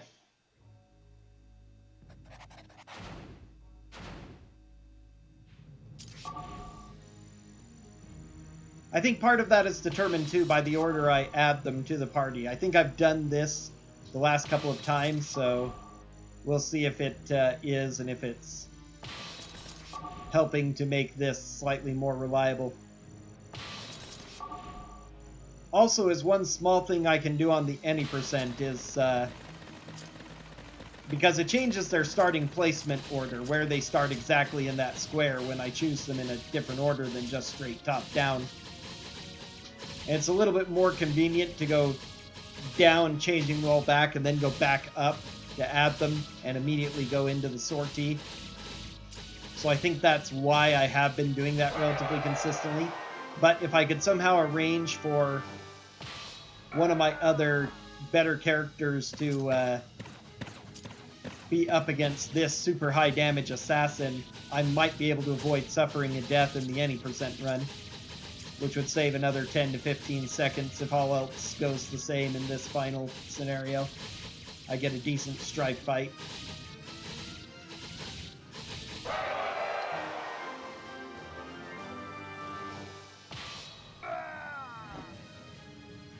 What are our levels looking at now? 54, 37, 32, 29, 23. Roughly the same, yep. Let's see. And Chester took the hit from the other guy. So it should be Gerardo taking the hits from this guy, I believe, coming up next. This is another one that Luna's taking. Luna takes 3. The first one, third one, and fifth one. Level for Chester.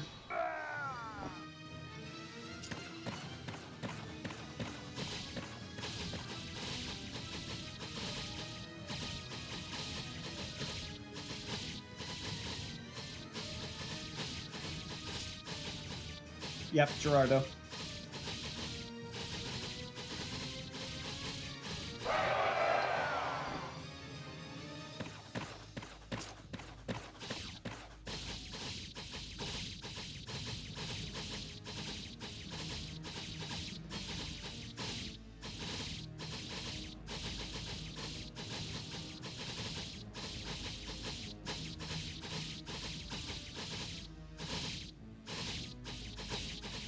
That's the last one for Luna.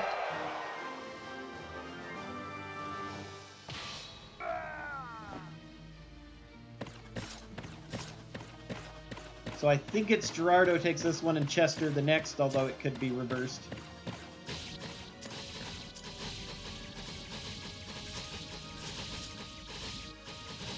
Nope, I'm wrong. Who is it? Abelia. Oh, that's way different. That's fine, though. She's the lowest level and is still wielding kunai, so I don't want her involved in the combats anyway.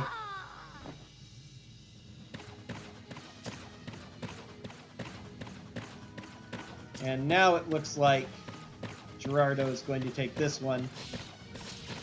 But the uninjured is still going to be Strife. So unfortunately Strife didn't get any last hits, so he hasn't gained any levels this time around. But I love the fact that we're going to finish with Strife versus Strife. Which is stronger, the Katana or Soul Edge? Murasame Katana or Soul Edge? Provided I don't die. That would be sad. Certainly not game-breaking, but sad. The backup is Chester.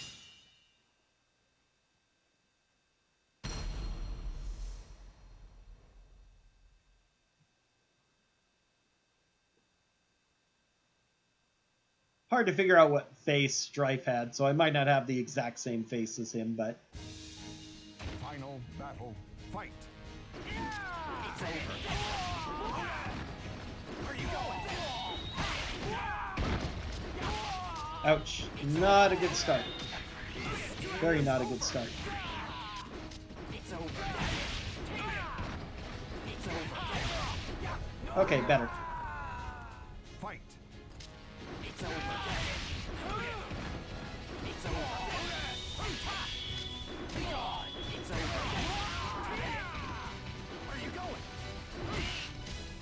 It's over. It's over. Where you going? It's over. Knockout. 335.51. Amazing. How did you expect to win? Yep.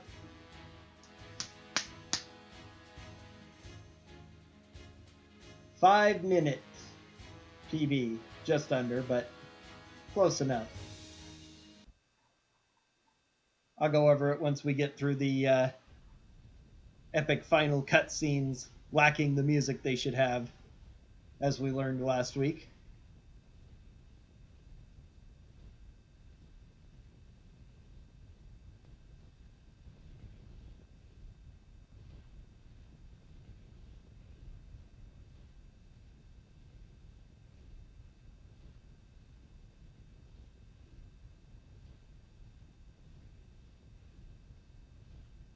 For a while, I was sitting about 345, and that's what I considered pretty standard. Emperor died. Both the evil blade and the holy blade disappeared into darkness. My first couple were like in the 420 range, then I cut it down. Didn't take me too long to get it under 4 hours pretty consistently. Of the terrible war. As long as I don't do crazy strats that could lose me time. Eventually forgot the hardships. They rebuilt the raised villages. But then I was sitting about 345 and barely getting a minute or two PBs for a little while. But now I cut it all the way to 335, and there's a potential for getting real close to 330 now.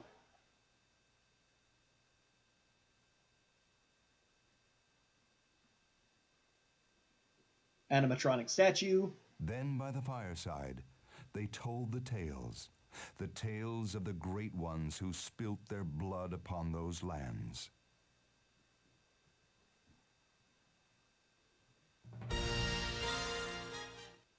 All right.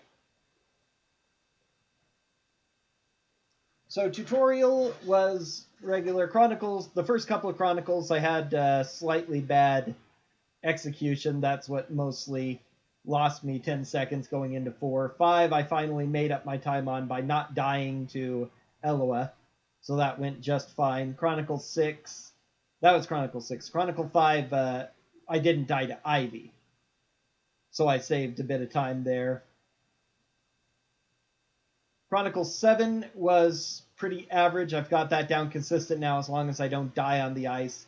Chronicle 8. Why did I lose time in Chronicle 8? I don't think I suffered a death. I think that I had a rough fight, though, somewhere. Oh, Heil killed me at the very end. That's right. That's why I lost 40 seconds in Chronicle 8. Chronicle 9 was fine. Went perfectly. My first sub 10 on SC %.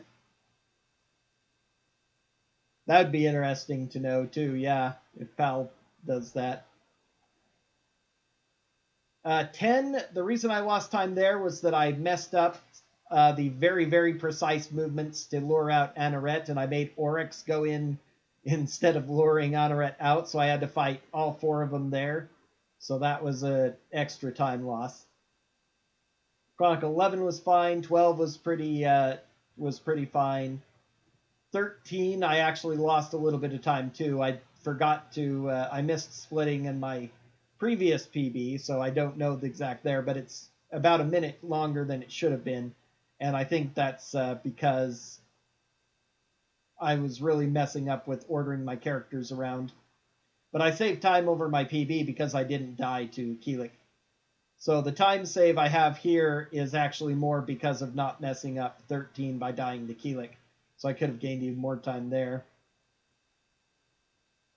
15 was roughly average overall. I lost a little bit of time there because it chose the wrong character to fight Gerardo at the start. I think I've figured out how to nullify that, though, if I'm paying attention.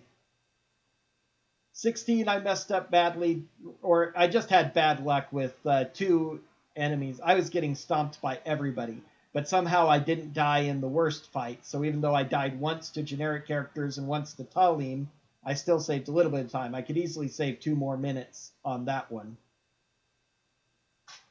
And then the ending went just about as well as I could have hoped. 17, I was a little bit rough in the fights, but I didn't die, so 14-second time loss isn't a big deal. But the other 3 worked quite well indeed. So even with just playing average, as long as I play well enough to avoid deaths and silly menuing mistakes, I could save just about a minute and a half between Chronicles 8 and 10, a minute in Chronicle 13, about 2 minutes in Chronicles. So I don't know. I'd have to play super perfectly to get this into a 330 or sub 330, but I can probably get this down as far as 331 to 332 without too much craziness happening. So I'm probably not going to do that today. I got off to a late start, was feeling a little bit under the weather, so I'm just going to go ahead and take a break here and take my very good PB. But I'll go ahead and continue working on it again next week. So thanks for watching, everyone. I hope you enjoyed that, my newest PB, and we'll get more of that next week. Tomorrow will be... Tomorrow is my short day, doing a couple of gold box runs and then my chores. So thanks. It's been good and nice to hit this every week and be working on those. So you all take care, and I will see you later.